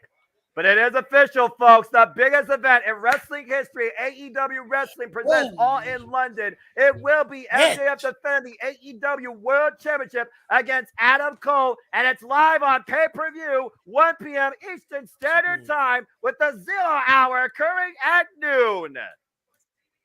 Sunday, August 27th. This might have been what just sold out all out or all in. Pun intended, James. I think seriously, right, I think Get me the Wembley already. I want to call this shit. That was the greatest segment in history of the show. No cap. I don't. You can call it recency bias. I don't care. Nothing is gonna top what the fuck they did here just now. I can't agree more. Wow. As we bring in the producer man, the renegade of All Elite Wrestling, JJ Williams to the booth as the Elite make their way down the entranceway, who are now fully All Elite for the long term for another 5 years. The Young Bucks and Kenny Omega with the Stupid Stooge Brendan Cutler, two-time AEW Trios champions, former AEW Tag Team champions, Kenny Omega, former Impact AAA and AEW World Champion. These three men united as a trio back in New Japan Pro Wrestling with a vision to change the world of professional wrestling. And All Elite Wrestling has allowed their vision to come to fruition. And ever since then, they have done nothing but continue to raise the game and make history in another ring, super kicking from the backyard to the big screen here in All Elite Wrestling. JJ, welcome to the booth, my friend. Good to see you. Thank you, B. It's great to be here as the icon, the legendary Hall of Famer, JEFF, JARRETT, makes his way to the ring alongside Jay Lethal, Satnam Singh, Sanjay Dutt, and the goddess, Karen Jarrett. That fucking wicked witch doesn't deserve to be on my screen. She is the backbone worse than Eva Marie of this industry. That wretched witch deserves everything she got from Aubrey and more. The only injustice to this trio's match is the fact that Aubrey is not the fucking official for this thing. Anyway, that's the best part of this match. Need to keep Aubrey away from the Jarretts every time they come into this arena. I'm waiting for that wretched witch to try something and Aubrey to freaking lock her in a figure four or kabong her on the head. That still needs to happen before she's off my screen permanently. Anyway, Jeff Jarrett, former multiple-time world-renowned tag team champion of his own sorts, who has been alongside Jay Lethal since Ric Flair's last match. These two have had multiple chances for the AEW Tag Team Championships and have gone up short by Satnam Singh, who's been 1 in a billion build, trained by Sanjay Dutt, who is also in the corner. As we kick things off here with Kenny Omega and Jeff Jarrett, the bell rings right away. Our referee for this match is Rick Knox.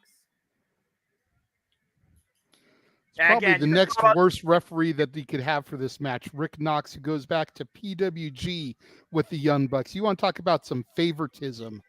favoritism. I agree. What do you mean favoritism? I've been on that side that he's been in the pocket of the Bucks since day one. Okay, look, I know that Rick Knox may have been refereeing practically every match the Young Bucks have ever been involved in, but I think it's just coincidental that we're all just assuming such thing. The Young Bucks have lost before with him being the official. Nice scoop slam there by Jeff Jarrett. Why he Gonna get a little bit of the Fargo strut here This from is exactly Double J. why this guy will never be a Ain't he champion. great? This is exactly why this guy will never be champion again. Oh, big chop. You say 56-year-old that, sir. fool, 37 years in the game, hasn't held a title since 2018 when he was, whoa, Triple Omega champion. Nice takeover there on Jay Lethal by Kenny Omega. Maintaining wrist control, bringing him into the corner. While I Tag agree to that Matt this day and age, Jeff Jarrett doesn't need to be a singles champion, I wouldn't put it past them to give him a tag or God trios damn it. run with his stable. Okay, This thing- so what lineup with the stable are we talking about here? Because how many different ways has Satnam Singh, Jay Lethal, and Jeff Jarrett since coming into the picture have had golden chance after golden chance, and they've fallen short, even with Sanjay Dutt's dumb interference with Dixon Ticonderoga #2 on his left ear. Whoa, nice pop up to go to Harris. How many chances do you get before you realize you aren't good enough? How many times have the Young Bucks had tag title shots that they lost? Yeah, exactly. Oh, wait. They're partial Yeah. owners of the company. It's okay for them. All right, well, let's not talk about politics. Let's talk about the height difference here between Satnam Singh and Matt Jackson. I'm just saying. Oh, wow. Oh, man. I don't even know where I'm at in this. I'm trying to sync with you boys. Oh, I did chop the Yeah. turnbuckle for what that was worth. There's a tad to Nick Jackson. Look, the only thing that matters is me and JJ freaking talking about the debate of Jeff Jarrett. Should he be any sort of champion in AEW? And jury still says no. The jury of me, the simple man. And I rest my case with the double drop kick that does not take Satnam Singh off his feet, former NBA player who breaks through and literally, whoa, man! Full of body humanity, double cross body to the Bucks. Jalen with a cheap shot to Kenny Omega. Yeah, why not? Just add that to it. Now, what is the? Oh my God! Oh my goodness! What a That taunt! is the worst pose I've ever seen in my life, and of course, only one fan of it. Planet this Jarrett mocking the elite. As this craziness continues, the best one quality picture. The only two people I'm a fan of in this entire match is Rick Knox and Kenny Omega. Everybody else can go away. Hey, Jay Lethal's all Damn. right. Hey, listen, Jay Lethal has made his bed. That motherfucker can lie in it. All right. Yeah, fair enough. I guess some things never pretty much get lost in the shuffle. He wanted to be a part. He wanted to be a part of Planet Jarrett 2.0. Let him. I'm good with it. Yeah, how'd that work out since Ric Flair's last match? Just saying. Yeah, it hasn't worked out. It hasn't gotten a win. At one point, Sanjay Dutt had his pencil broken by an 8-year-old child. You really expect me to believe the legitimacy with this freaking squad of oddities? Has Lethal really not gotten a victory since he teamed with Jarrett at Ric Flair's last match? For the most part, yeah. Yeah, He for the may most have part. got like a very odd victory every now and again, but yeah, Right. big time matches, he's not gotten a W at all. Jarrett going for the Fargo strut once again. No, that's a Of pose course right he there instead, JJ. I'm just saying. Again, JJ, previous booker, previous owner, previous manager, previous champion, singles competitor, tag competitor. We can talk about him for WWF, for TNA, for GFW, for Mexico, for anything. By the way, can you boys pause for like a second? It keeps Cover. thinking, Dude. I don't know what to do. Hey, kick Yeah, out I'm there. just seeing the cover now. Oh, you're good, man. That's You're how- just that's how really- far Lethal behind I am. mounting, just giving some punches. Well, first off, while we do have a moment here, why Lethal's controlling Nick, because who gives a damn about these two? What a freaking segment, by the way, an emotional roller coaster of a segment to book probably the biggest match ever in AEW history at the biggest show in wrestling history, AEW All In. We got our first fucking match, folks. Yeah, Let's It's dude. about fucking go. time. What a match Honestly- to book, though, JJ. No, I agree. A hell of a match to announce, but up until today, there were more matches announced for All Out the week after than there were for All In. I'm Yeah, surprised. well, I'm surprised they booked All Out first, but that's probably that is a smart strategy, to be fair, because they're basically almost sold out anyway. So that's fair enough. So this would Like probably you put them want over the you want to 80,000 build up the threshold. show that isn't sold out yet. So Again, fair let's enough. just put this in perspective, guys. As lateral press by Jay Lethal gets a 2 count. This show in the UK, in Wembley, sold out up and above AEW's expectations with nothing fucking announced. And they just announced the first match involving Adam Cole and MJF. You're telling me they're not going to break any thousand after that? Oh, of course they are. I'm waiting. I'm sure by the time we go live with either SummerSlam or Open Mic Night, they will have broken the record. As Jarrett went for the stroke to try to break the Elite here, who again renewed their contracts earlier today for the next 5 years. They are staying all Elite for the long haul, folks. Up and over. Super kick connects. King, I need your sneaker knowledge here with that super kick. If you can hear me out there in ATW land, brother. Start playing Count the Super Kicks. There's one. Yeah, everybody, join the count. And all bullshit aside, me and Noah were talking before we went on the air. What does this match say for Jeff Jarrett? In all seriousness, you've got this man in his 50s, legend, in there with the Elite. They don't call themselves the Elite for no reason. These guys are top tier talent of today. Yeah, no EVP kidding. BS aside, you've got the legendary Jeff Jarrett, 2-time Hall of Famer in the ring with these gentlemen, a man who just a year ago wrestled Ric Flair's last match. Right. Well, what does that say for Jeff Jarrett as a performer, all personal bullshit aside? And so are you telling me if Jeff Jarrett wasn't involved here that Jay Lethal and Satnam Singh would not get this opportunity, that Jeff Jarrett is the reason we have this in the first place? Probably not. Springboard.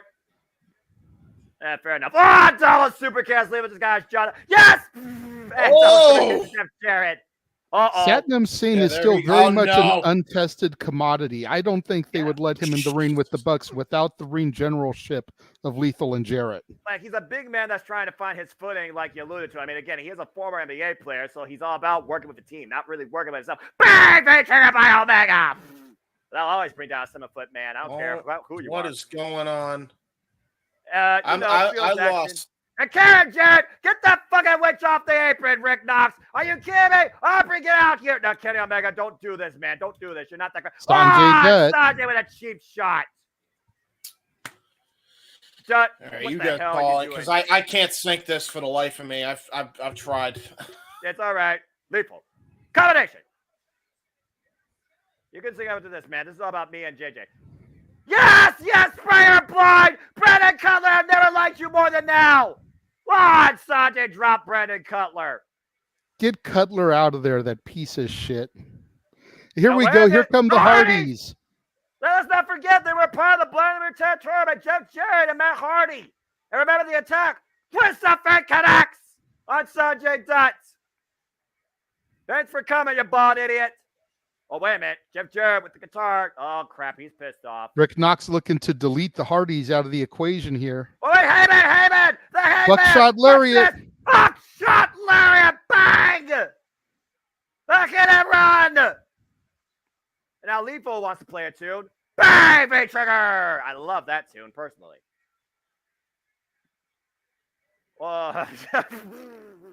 Kenny Omega could be a rock star if he wanted to be. And up on the shoulders, hook him up. One wing angel connects the cover to the Elite. Get the win. Elite couldn't do it clean. They had to cheat. They had to have Brandon Cutler, Adam Page. You're justifying Karen Jarrett and Sanjay Dutt, who's cautioned against first before Brandon Cutler and Heyman Page came out as equalizers. If you're going to play devil's advocate, look at both sides here. As far she as is licensed to be there. You shut. As far as I'm concerned, it was a 5-on-5 that was supposed to be just a trios match, and those stupid idiots, that blonde-headed, Dixon Dakota rating dumbass, and that wretched witch with fake tits worse than Barbie got involved in this shit. Wow. Okay, wow. All right, I gotta refresh on this. On the Heyman's mind as we're trying to cool down now. Yes, King, I respect Cutler. Oh yeah, that's right. Big announcement. Yes, they have. The Elite are around to stay in the long haul. 5 years. Congrats to Kenny Omega, Heyman Page, and the Young Bucks. Now my 200. Amen to that. Next 200 on. Dynamite, Ring of Honor, Rampage. What did he say? Even Collision. Ooh. Ooh. But until then, bid you adieu. Goodbye. Mwah. And good night. Bang! Carry on indeed. The Elite are around to stay in All Elite Wrestling as they pick up the win tonight on Dynamite 200. Good match. All right. Just wish it wouldn't desync like a son of a bitch. Holy shit. And by the way, Walter, I use Sling. That was fun. Hey, look, we got a super chat from the man, too. Thank you, brother. I wish they would ban effing switch. Hey, maybe that could be a match stipulation at some point. I'm sure Jeff Jarrett's pissed off enough that he might find a reason for that. As we go backstage to the Mogul Embassy and Swerve. As we saw last week, James, AR Fox joined the Mogul Embassy after coming up short against Orange Cassidy. And they wiped out Darby Allin and Nick Wayne. And thank you, JJ, for joining the call. Appreciate you always, brother. I love calling shit with that guy. Oh boy. Everything. Considering our Fox did help Darby Allin in the early days.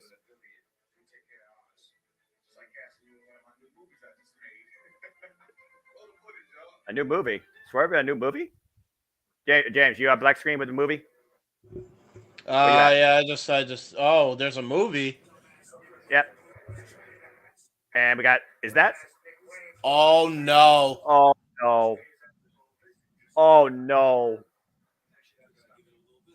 This doesn't look like it's gonna have a happy ending. No, it doesn't.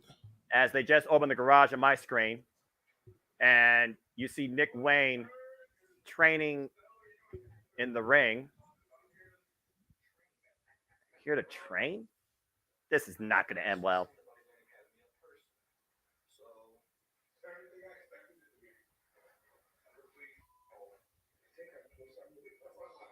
Oh boy. This is not going to end well. What does the Fox say? Oh God! Jesus! Damn! Oh and my Nick Wayne's goodness! fighting the Mogul Embassy 2-on-1 right now. Swerving AR Fox and invading Nick Wayne's home. Oh, that guy got decked. Oh, the prospects. Uh-oh. And Nick Wayne's in a handicap in his own garage against Swerving AR Fox. This is not going to end well, James. Oh, boy. Well, Nick Wayne, welcome to AEW. It doesn't need a clothesline. There's a nice shoulder block there. Firing the world 2-on-1. Darby Allin nowhere to be found. Oh, my God! What was that?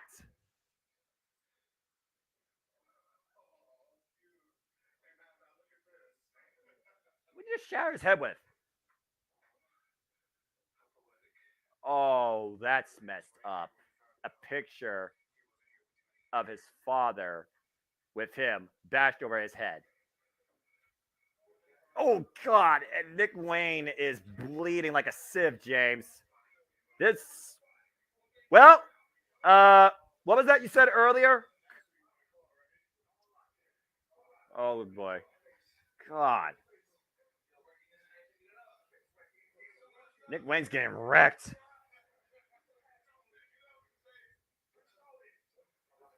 Oh, boy.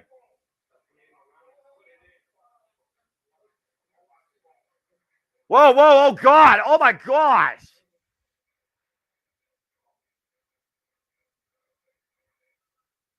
It's a screwdriver. Yeah, that's a screwdriver. Still. They're calling Darby Allin. Oh, boy.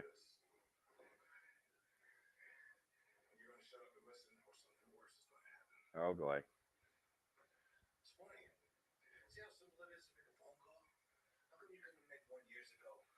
Years ago.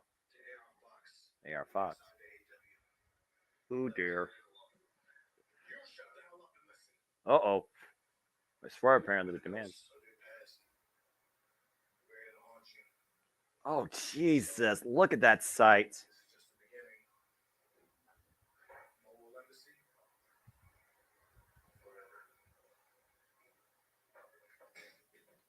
Oh!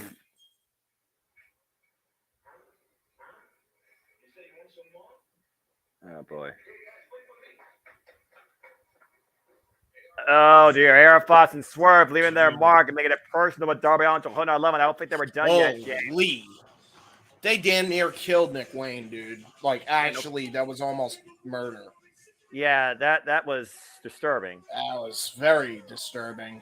Well, from again, AEW giving us every emotion possible as they only do on Wednesday nights as we go to the ring now for tag team action as the Ring of Honor tag team champions on the line. Ring of Honor World Tag Team Championships, Bobby Cruz introduction. That's Aussie Open, Kyle Fletcher and Mark Davis for the record of 4-1. Defend the gold. Crowns up, United Empire in the house. As Aussie Open defends the gold against El Hijo de Vikingo and Komander, and that is up next here on AEW Dynamite. That was quite a segment. As we go to full commercial break, allow me to change things over as we bring you this advertising courtesy of the Championship Network Multiverse Media 2.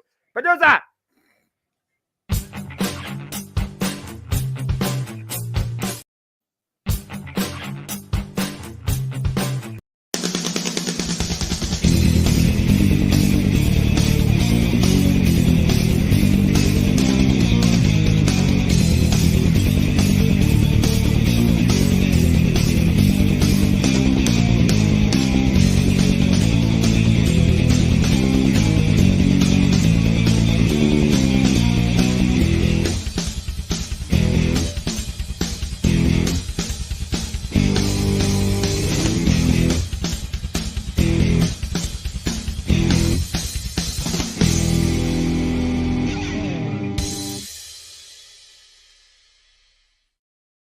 And that's just some of the seasonal shenanigans you will find across the Championship Multiverse Media, courtesy of the weekly Saturday night shenanigans that are open mic night. Specials to come for entertainment, for engagement, whether it's singing, whether it's performances, whether it's competition. You'll hear all that and so much more in and out of the regular discussions. And that is only here on the Championship Multiverse Media, weekly here, hosted by the renegade JJ Williams. The weekly Saturday night shenanigans that are open mic night. As we have a full commercial here, let's go ahead and get some of your thoughts. Walter Cruz definitely said, that was a different segment. No shit. And he kind of liked it. That was a great segment. That was a great segment also.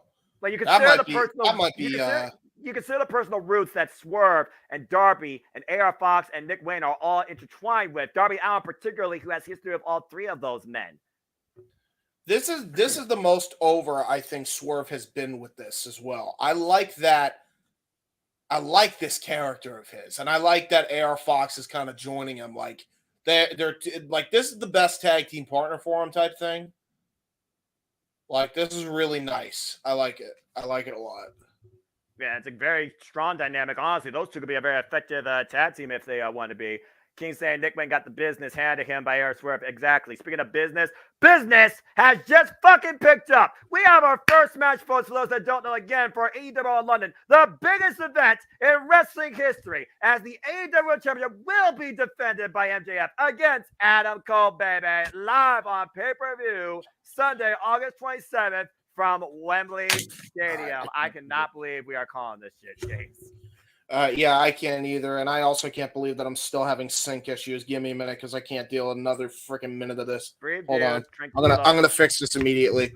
We're right now on commercial. You're fine, brother, as long as you're good. That's all right. Again, I hope everyone's good with the conversation, discussion, engagement, reactions, and everything in between, too. Again, please subscribe, comment, tell a friend. Give it a thumbs up. Give it a super chat. Give it a super sticker. If you want to do the conversation, super chat, it's as simple as that. We appreciate all of you here across the Multimedia as we are back inside the ring for our Ring of Honor World Tag Team Championship match. Aussie Open defending the gold against Komander and El Hijo del Vikingo. Let's freaking go. Oh, man.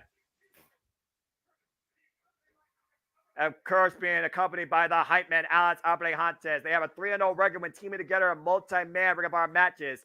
El Hijo del Vikingo and Komander. Komander coming off a great win against Kip Sabian on AEW Rampage and previously faced Gravity one-on-one and got the win at Death Before Dishonor. El Hijo del Vikingo, the current AAA Omega champion, over 600 days, beating Kenny Omega at Triple Mania. El Hijo del Vikingo and Komander as a tag team have only had one other tag team match together as a duo. And they beat the Workhorsemen most recently on Ring of Honor television. But they have been at each other's sides or going against each other over the Mega Championship since 2022. Aussie Open, one of the best tag teams this decade. They've been together now for 6 years. Kyle Fletcher, 9 years of experience, and Mark Davis, 16 years of experience. The bell rings are underway. Aussie Open, I'm not even at the bell. Wow. Over the top champions, Rev Pro Tag Champions, IWGP Tag Team Champions, and Ring of Honor Tag Team Champions. Sorry, guys. I'm having so many issues. I don't know what the hell's going on. You'll be all right, man. We'll figure it out. I mean, again, you got my thing. And I'm just seeing them raise the titles, dude. Oh wow, you really are behind. Whoops. Yeah, I'm trying to go forward at this point because cross body. You'll be all right, man. You figure it out. Just let me know. And meanwhile, the Vikingo picking up speed. Oh my gosh, what the hell? The tornado into a T. Harris. No, I don't mean to interrupt your call, but please hear me out. The minute Kyle Fletcher gets back in the ring, let me know. Or as soon as he starts getting back in the ring, let me correct myself. Right now it's Mark Davis and Komander. Komander using Vikingo as a steps board. Takes over Mark Davis with the tiaras as Kyle Fletcher and Mark Davis on the outside of the ring. Oh, by the way, that's it for Aubrey, who's the referee for this match. Aubrey, well, I guess Rick Knox wasn't taken out, so I guess you didn't have to get involved in the last match, but still. And right now, the hype man hyping up the challengers. The challengers to Aussie Open, Ring of Honor Tag Team Championships as Kyle Fletcher on the ropes and back inside fully. Again, the legal man right now is Kyle Fletcher after that tag. Well, now it's Mark Davis, excuse me. Again, one-on-one action here. Aussie Open have not engaged in any capacity with Komander or... Oh, God, what a boot by Dougzilla. Have not engaged with the Hijo de Vikingo or Komander prior to this match at all in their respective careers. Big PK, big senton. As right now, of course, for those that don't know, AEW has a 10 count for tag team cohesion on both sides. Looks like Ultimate Dragon doppelganger. That's a fair take. Speaking of tag teams, don't forget the AEW Tag Teams will be on the line this Saturday as FTR defends the gold once again, but this time against the winners of that Battle Royal last week, which was Big Bill and Brian Cage. Oof. And right now, Komander fighting back the world here. Bring it up to the second. The fake out, up and over. Mark Davis just too strong. Speaking of strong, Chris Statlander defends the TBS Championship against Mercedes Martinez this Saturday. We'll also hear from the Acclaim as Mark Davis, Kyle Fletcher catches him with a cutter. Up the shoulder. That was a hell of a tag team maneuver. Covered by Kyle. No. Able to kick out. And as Kristen, the real world championship will be on the line as CM Punk defends the goal against Absolute Stocks with special guest referee Ricky the Dragon Steamboat. That's all ahead and so much more here, folks, on AEW. Oh, man, I tell you, this company, this show gets no rest. And right now, Mark Davis, Kyle Fletcher, big chop by Komander. Oof. And right now, these two collide. We're not even on Saturday night. That's not supposed to be colliders. It's supposed to be exploders. As Komander walks in between the ropes like Ray Phoenix, but Kyle breaks that up. Ooh, look at that bounce, though. Komander on the top of us. Kyle, brought in with a fake out and sent over the top.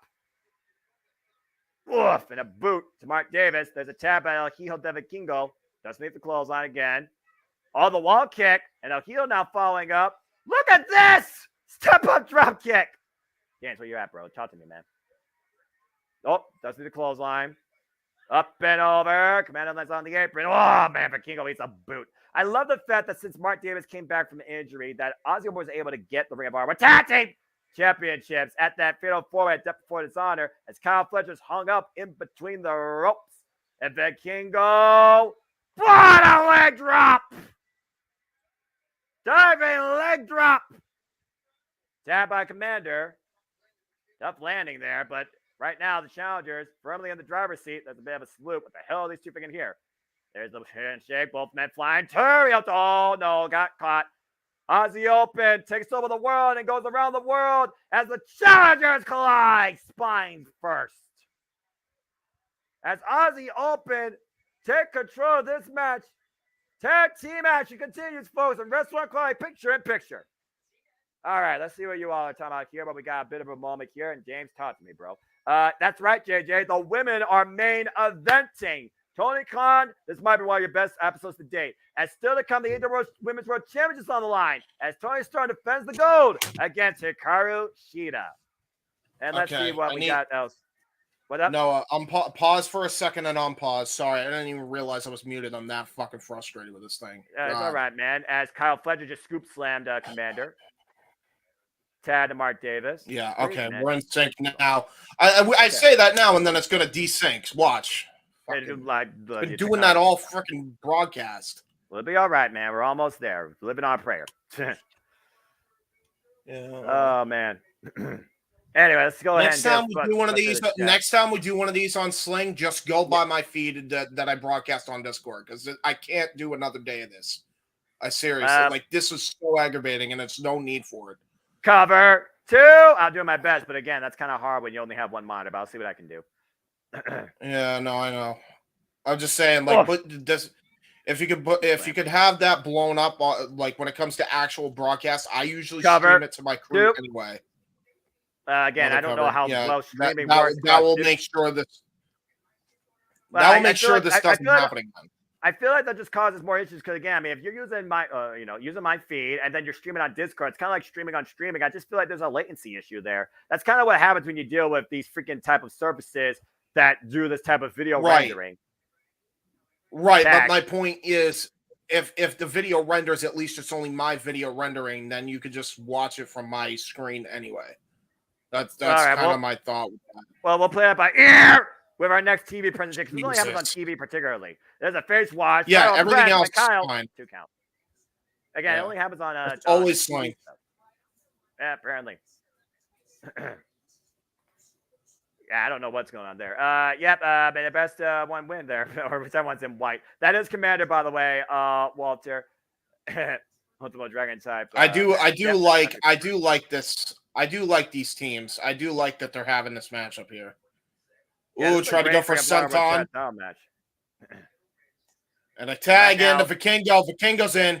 The springboard. What a drop kick takes Mark Davis off his feet. Yeah, that was an explosive drop kick. To think how far Aussie Open has come together as a duo, especially just joining by a cover, hook in the near leg, at 2 counts. Of course, the previous Ring of Honor with Tag Team Champions were the Lucha Brothers. We are back now, folks. Again, this is our AEW Ring of Honor World Tag Team Championship match on AEW Dynamite 200. Aussie Open defending the go against the Hijo, Vikingo, and Komander.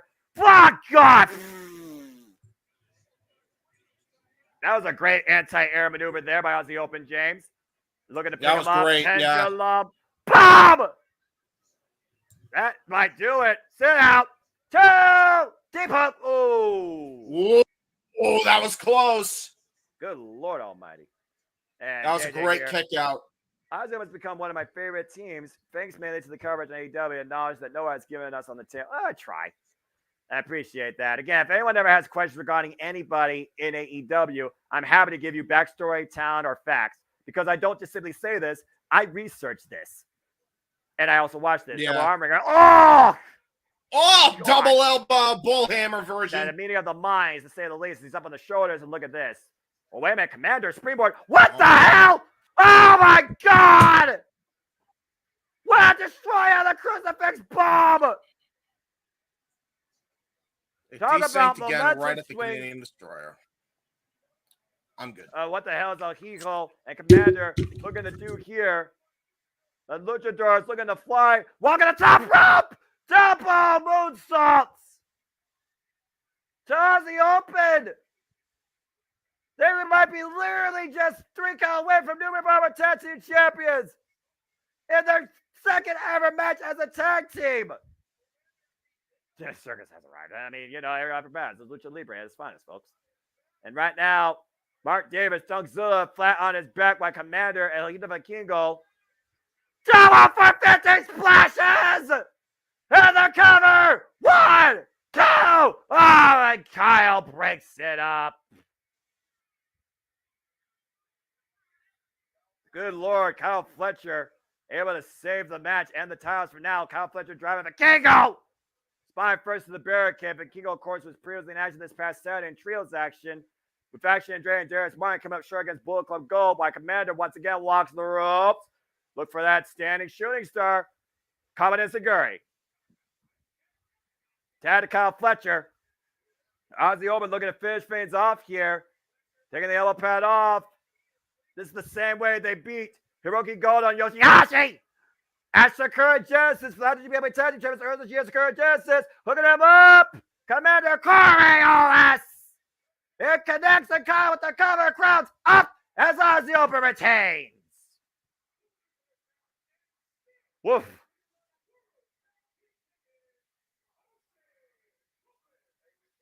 Vikingo and Komander for a duo that has been very limited as far as a tag team setup goes, more often involved in trios and 8-person affairs, gave the challengers a run for their money tonight as Aussie Open successfully defend the Ring of Honor World Tag Team Championships here at AEW Dynamite 200.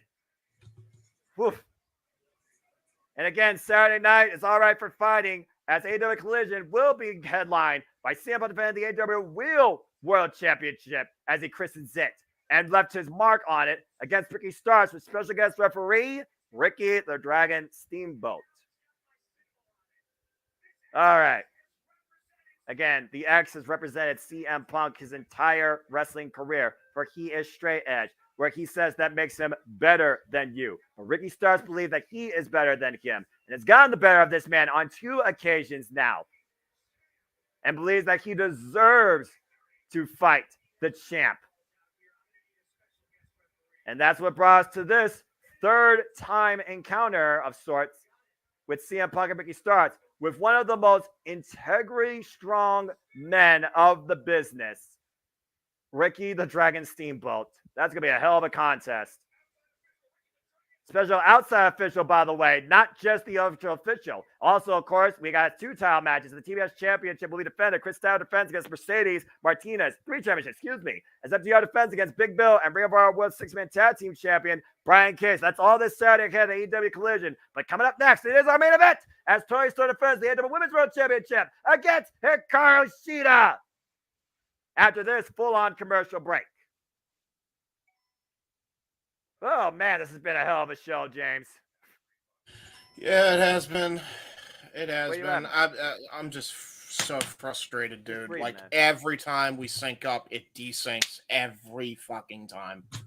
I'm not sure. And I've minimized windows. I've made them smaller. I've reset the router. I've made like sure a little TV in your room, man. Just literally focus on. I don't know if it's your internet or what, man. It's really weird what's going on with you.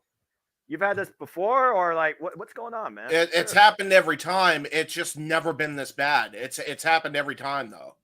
Jeez. Well, we're gonna have to have an IT talk about that at some point and figure that out. And let's go ahead and look at y'all here in the chat. Starts Punk another match should be on All In. It could be.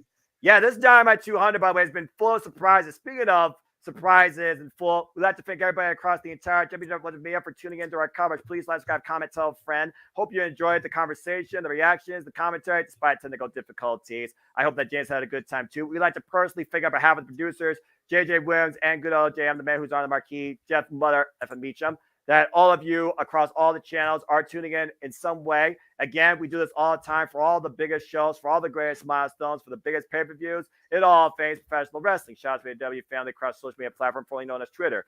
And with that being said, it's been a lot of fun tonight for these last 2 hours and 14 minutes, but it is time for our main event. And yes, as my friend alluded to, the women take center stage and close out the show tonight on AEW Dynamite 200. That's been anything, and I mean anything but mid. It is time for our AEW Dynamite 200 main event as Hikaru Shida looks to become a 2-time AEW Women's World Champion and get the title for the first time with the people there against the current title holder, Toni Storm. This is going to be one hell of a contest. Is Toni time up?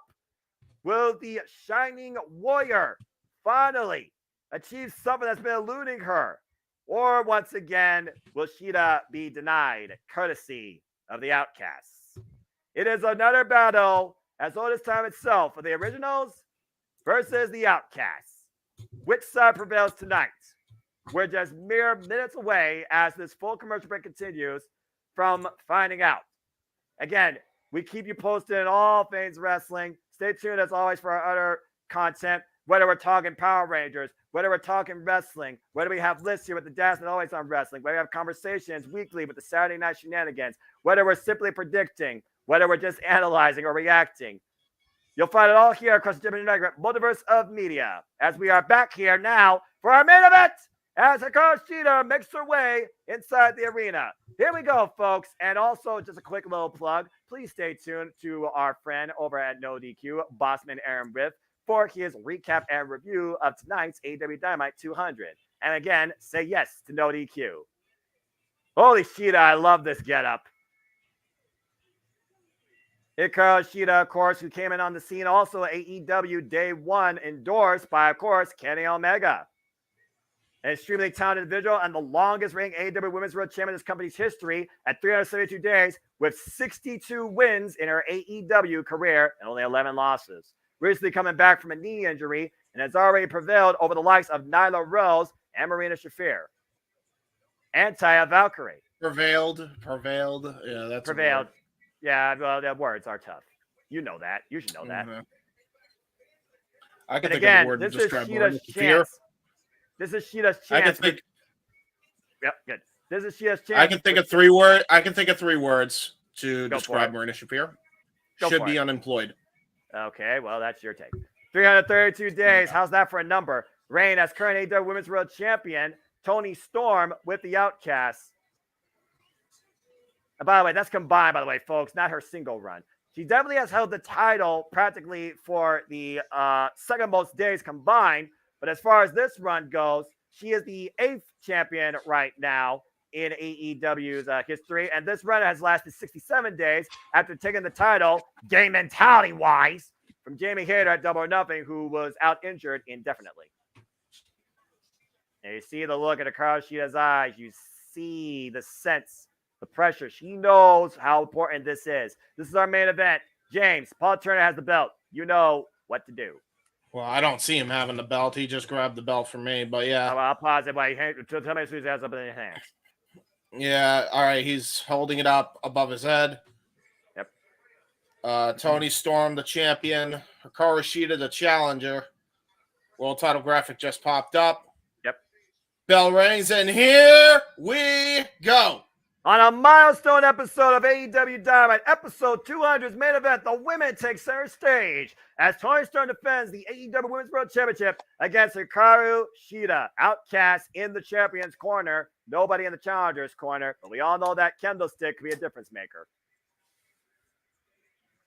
Again, Hikaru Shida, 14-year veteran, the longest reigning former AEW Women's World Champion, 372 days, 8 successful defenses against Ty Mel, Nyla Rose, Thunder Rosa, Penelope Ford, Rhea Mitsunami, until she lost to Tiebreaker DMD at Double or Nothing 2021. The first show in front of a full-on crowd when the pandemic was settled to a degree. And you see Hikaru Shida falling right now with the stiff forearms, rocking the champion against the ropes. The last time these two had a one-on-one encounter was last year in October 18th in Cincinnati on Champion Fight Night. And Toni Storm was the interim champion at the time and successfully beat Hikaru Shida. Ooh, and goes to the outside of the ring for a reprieve. Oh, man. Again, you've been waiting for heel Toni Storm for the longest time, James, in AEW since her Stardom days. Let's not undermine what Toni Storm has done in her career. You could talk about that. Yeah, Toni Storm, a former Wonder of Stardom champion, former NXT UK Women's Champion, former contender for the NXT Women's Championship at one point. Now she's arrived at AEW, won the world title here twice now, and it's been on a roll with it ever since. And now here we go. Hikaru Shida and Toni Storm going at it. And also, just announced for Rampage, Anna Jay will go one-on-one with Sky Blue. The Mogul Embassy, Swerstring and AR Fox will be in action. And the Parking Lot fight is official with Blackpool Combat Club and the Best Friends, Trent Beretta and Chuck Taylor. Also in trios action, Butcher and the Blade and Kip Saban look to show them embrace the change as they take on the Hardys with Brett Zay in the corner and Keith Lee. And that's ahead this Friday on AEW Rampage, 10 p.m. Eastern Standard Time, Friday night. Paul Turner right now in per position as Hikaru Shida will in the way on Toni Storm. Battering her head, just battering her head. I forget, was it you that talked about Toni Storm's hair and those pigtails, or was it somebody else? I forget. I've had too many. Oh, yeah. I was wondering why she was doing that, but then I realized, oh, yeah, because that hurts if you punch those. Especially when you have your hair tied up in a knot like that. Shida right now locking eyes against Ruby Soho and Saraya. Oh, what a rising knee strike. Shida has to be aware of the Outcasts on the outside. They played the difference maker in more matches than I can count. Fluff! since Toni Storm has seized the title, not just for herself, but let's be honest. The Outcasts are holding the AEW Women's World Championship hostage. Yeah, for sure. And Paul Turner needs to be well aware as Toni Storm again looks for some sort of reprieve on the corner. But again, title can only change hands via pinfall submission inside the ring as Hikaru Shida wails away on Toni Storm. 10 good shots worth. Oh, Toni Storm. Oh, Jesus. That was a nasty landing. And you know Toni Storm will take a count out. Yeah, she did. She was looking for it. Actually, no. Looks like she's trying to inflict more damage on Hikaru Shida. Oh, well, back in the ring. I'm glad she dodged the ring post. That could have been disastrous. It could have been disastrous for sure. And we know Toni Storm, she has the Clover Leaf and the Storm Zero. Hikaru Shida, of course, has that Katana knockout spinning knee strike. And a Falcon Arrow sometimes that does the deal. Oof.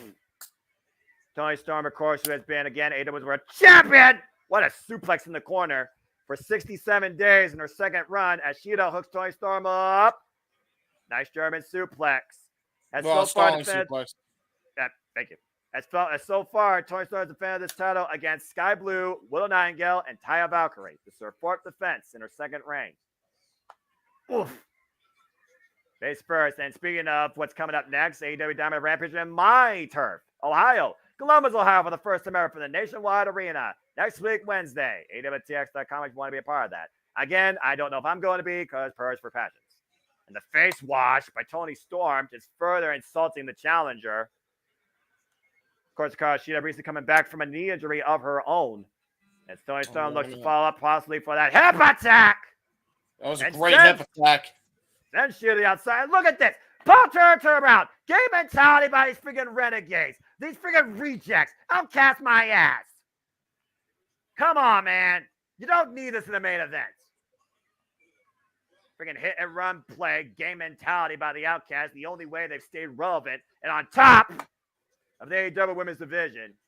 Oh, just driving Shida back first in the barricade and the apron. The hardest part of the ring. Again, we know Toni Storm can take advantage of the field. Here's the cover. Hook of the near leg and only a 2 count. And our AEW Women's World Championship main event, folks, will continue to you one more time in Restaurant Quality Picture-in-Picture. You can't get freaking blind, man. Get your monitor checked.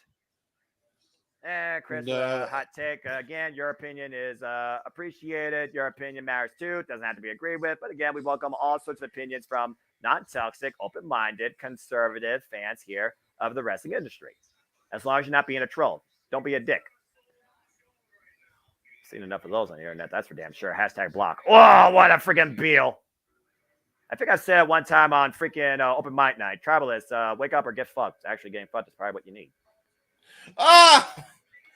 And that was just. Well, I mean, you and I can't talk. I mean, you know, for yes, I can because I'm not a tribalist. I'm a simple man, lifelong fan, of professional wrestling. But I digress. Yeah, no. This isn't a PR. No. This is just human nature. Noah, I'm talking about the get fucked part. Yeah, you know what? You choose that or you don't choose that. That's your choice. That's fair. But some people actually need that to actually probably get happiness. You know what's sad? Some people actually probably seek that just for happiness and know that they can't get it or are too afraid to try and get it. Maybe that's the type of people that are tribalists. Oh, sorry. Did I go there? Anyway. Oh. Toni Storm hugging shit up. What a snap suplex. Cover 2. No. Also, again, thank you to everybody across the Multiverse media that's been tuning in across all of our channels here for our coverage of AEW Dynamite. We appreciate all you. Please like, subscribe, comment, tell friends, support all the affiliates and friends of FTW Productions and the Jumping Network Multiverse of Media. And if you want to dictate the conversation, super chat. It's as simple as that. Damn right. Dad, you freaking broke the king, it looks like, James. Way to go. I was trying to be specific because you were going on a tangent. I was trying to make sure you went on a tangent. I'm not trying to turn it to a TED Talk. If they want a TED Talk, they could super chat for that, all right? Other than that, I've said my piece and I stay by it. That's fair. And I'm sure Toni Storm stands by the fact that she will do anything to make sure Hikaru Shida does not leave AEW Dynamite 200 tonight as AEW Women's World Champion. That's fair. Keep in mind as well, Hikaru Shida held that for 365 days, that World Championship. The champion of the pandemic. Yeah, I believe the longest reigning champion in AEW period, as far as I'm aware. I think you're correct, actually, For a because single reign. Kenny Omega held the AEW World Championship for 346 days, the longest reign as AEW World Champion. So yes, Hikaru Shida is the longest champion, period, right now in AEW history of a single run. Keyword single, folks. Our Dynamite 200 main event is back on screen. The AEW Women's World Championship on the line as Toni Storm looks to give some sweet cheeks music to Hikaru Shida. Toni Storm defending the goat against Hikaru Shida here. Looking to fall in. Oh, caught the hip.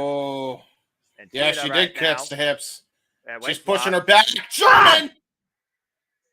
Just ripped her off and sent her for the ride. There you go. Yep, as the producer man confirms, Statboy approved. That's Hikaru there rocking Toni Storm. Yeah, I was off by the number. You know, you collide. Oof. Oh, knee strike right to the diaphragm. The challenger picking up momentum here, James. Again, this is Shida's moment to shine. Imagine if we leave AEW Dynamite tonight with Shida the champion in front of the people. What a moment that would be. That would be awesome. But I don't know how hard that's going to be difficult when it comes to Toni Storm. Oh boy. Yeah, just well and aware, Shida. But Shida also has to be aware she cannot get disqualified here. Championship can only change hands via pinfall or submission. Out of the corner, nice missile drop kick. Storm sent reeling. Here's the cover. Hooking the leg. No champion. No. And Storm, again, for how much resilience she has also kicked out as well. And yeah, I guess that's true. Jade Cargill did have truly the longest reigning championship reign ever, to be fair. Yeah, that's fair. That's fair. I can't deny that. Oh, yeah, 570 odd days. Meteora, deep stack, Toni Storm stacked up, folded up, 2 count only. It does say a lot that even though this women's division needs a lot of work, booking-wise, it does say a lot that the two longest champions period in the AEW history, they're both the women. I gotta give you that. That's definitely respect. Like I said, AEW women's division has potential. They just need better representation on the weekly products. The top of wait a minute, Ruby Soho getting involved by Saraya, distracting Paul Turner, and Toni Storm takes advantage of the nail DDT out the corner. Come on already with this shit. We don't need an asterisk to end this freaking incredible night of Dynamite. Well, I think we're about to get it now, unfortunately. Yeah. Hip attack. Sweet Cheeks music. DDT implant. Cover. Deeper 2 down like this. Woo. What?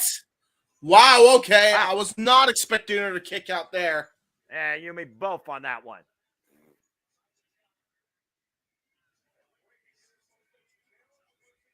Ugh.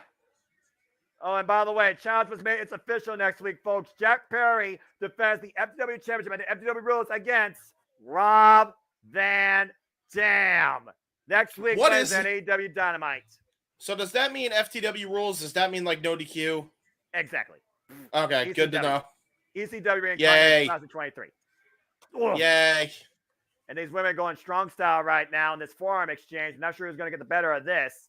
Again, you did talk about the Stardom resume of Toni Storm. Jesus. But Hikaru Shida had quite a resume herself, not just AEW. Yeah, Tokyo Joshi Pro would like to speak to you. Yeah, Regina D-Wave champion, Ice Ribbon champion, just to name a couple. There's a firefight here, not cat fight quite yet. Whoa, lot that shot. Oh my God! Wow. Mama said Jesus. I just rocked Shida to a knee here. Hikaru Shida right now, rocked to one knee. Toni Storm again, insulting the challenger. Might pay for it. Yeah. Whoa! Yeah, she paid for it with that rising V trigger. Oh, wait, here's an opening. Falcon! She done the deal! Cover! 2! No! Oh, that was close. Damn it! That was super Shida close. almost had it.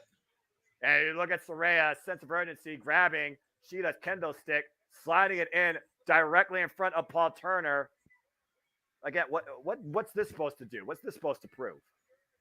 Oh, and right now, the stick in hand. Shida, no, Shida, don't use it. Don't use it. Toni Storm's trying to intentionally get disqualified here. Don't do it, Shida. There's too much on the line here. Wow, take out Ruby Soho. And Saraya takes a shot. And Shida right now focusing on the prize at hand. What's most important? Paul turns. Oh no! Damn it! Got the paint. Fuck! Storm Zero! Not like my this! God. Cover! Deadlock 2! And Shida gets out! What? Wait a damn minute. Here comes Shida! Just gets out of the Storm Zero after getting sprayed in the face! Yeah, I don't think it's going to matter. She's going to go for another one. The heart, wait a minute. The will, the determination. Oh, wait a minute. The backslide. Reversal. Oh, wait a minute. Cover. 2. Shida did it. Shida did it. Shida did it. Shida did it. What? Hikaru Shida's the world champion. Hikaru Shida is a 2-time AEW Women's World Champion. All right. Unbelievable! History made! And there's the confetti! On AEW Dynamite 200! Shida, the champion, in front of the people! Toni time is over! Wow. Wow. What an incredible moment! Congratulations, Hikaru Shida! Does that make her the first? No, that makes her the second ever 2-time world champion. And look at the Outcast face. They are shocked. They can't believe it. Holy Shida! Shida did it! And 200 right behind her. That's great. Wow. 200 episodes of AEW Dynamite culminate in a 2-time AEW Women's World Champion. The Shining Samurai has done it. Good call. And we have done it here at UL tonight, celebrating this incredible milestone of AEW Dynamite 200 tonight. For the Renegade JJ Williams, for James Cuban, I'm the Seminole Foster saying AEW is all professional wrestling. Thank you for tuning into our coverage of Dynamite. We will see you for SummerSlam. And bye-bye Sling for tonight. Oh, my God. Well, that being said, just going to go ahead and say a few things here, folks. When we get off air, while we wait for our producer man to come back in here, just to give you some hype, stay tuned for City Predicting this Friday night. It will be 8 p.m. Eastern Standard Time. Of course, you see what's ahead on the ballot. Up next this Friday is SummerSlam, the biggest party of the summer. And that, again, will be 8 p.m. Eastern Standard Time live across the Renegades channel and my Sybil YouTube channel, City Predicting. And then stay tuned for a live watch-along event coverage of SummerSlam, led by the Renegade J.J. Williams and James Hebert. They will be calling the action this entirely as I will be going to the party there live. It's going to be a fun time this weekend. All right. And also, please tune in to Erebus Review right now, if you can, for AEW Dynamite's 200. As, of course, it keeps you in tune with all the weekly shows across wrestling. Raw, Dynamite, and SmackDown primarily, with sometimes Collision. Live recaps, reactions, always to follow. So go check out that now if you can. He'll be live here shortly. He goes live usually 10:05 p.m. Eastern Standard Time. And I also, of course, want to plug another member here of the Multiverse of Mia, the newest member, by the way, Datilla. Go check out her at the Rangers of Wrestling, who will give you a little bit of her own taste of AEW coverage as she recaps not only tonight's festivities, as she also does it for Raw, SmackDown, Dynamite, and Collision at times too, with a little bit of private content in between that as well. And that's really all I got to say for you guys for now as I turn this over to producer man JJ Williams. Shida freaking did it! And what an incredible fucking show tonight. That's professional wrestling! Damn it! I agree. Shit. Yeah. And not a whole lot to say. Want to make sure we get off the air so that Aaron can do his thing. Gentlemen, thank you for a great call. Thank you for allowing me to crash it for the Jeff Jarrett portion. Noah, take us home as you always do so eloquently. As I always like to leave you, folks, I am All Elite. I love AEW, and I love engaging with you all on all things professional wrestling, too. But you want to know more about me, know this, for I am but a simple man and a lifelong fan of professional wrestling, damn it! But I digress. So find me if you can. You know what to do. But as always, I'd like to conclude, there are no winners, no losers, no betters. Just fans with opinions with this passion we all share. And at the end of the day, folks, support one another, respect each other, protect your mentality too. Treasure your families and just enjoy life and enjoy professional wrestling. It's as simple as that. Thank you all for joining us across the multiverse of media. For the West Coast professor, Jeff Meacham, who is live at the WOW show this evening. For the He-Man, James Hebert, and the simple man with the spectacular voice, Noah Foster, I am the renegade, J.J. Williams, and we will see you on Friday for Simply Predicting. Have a good night, folks, and thank you, AEW. Here's the next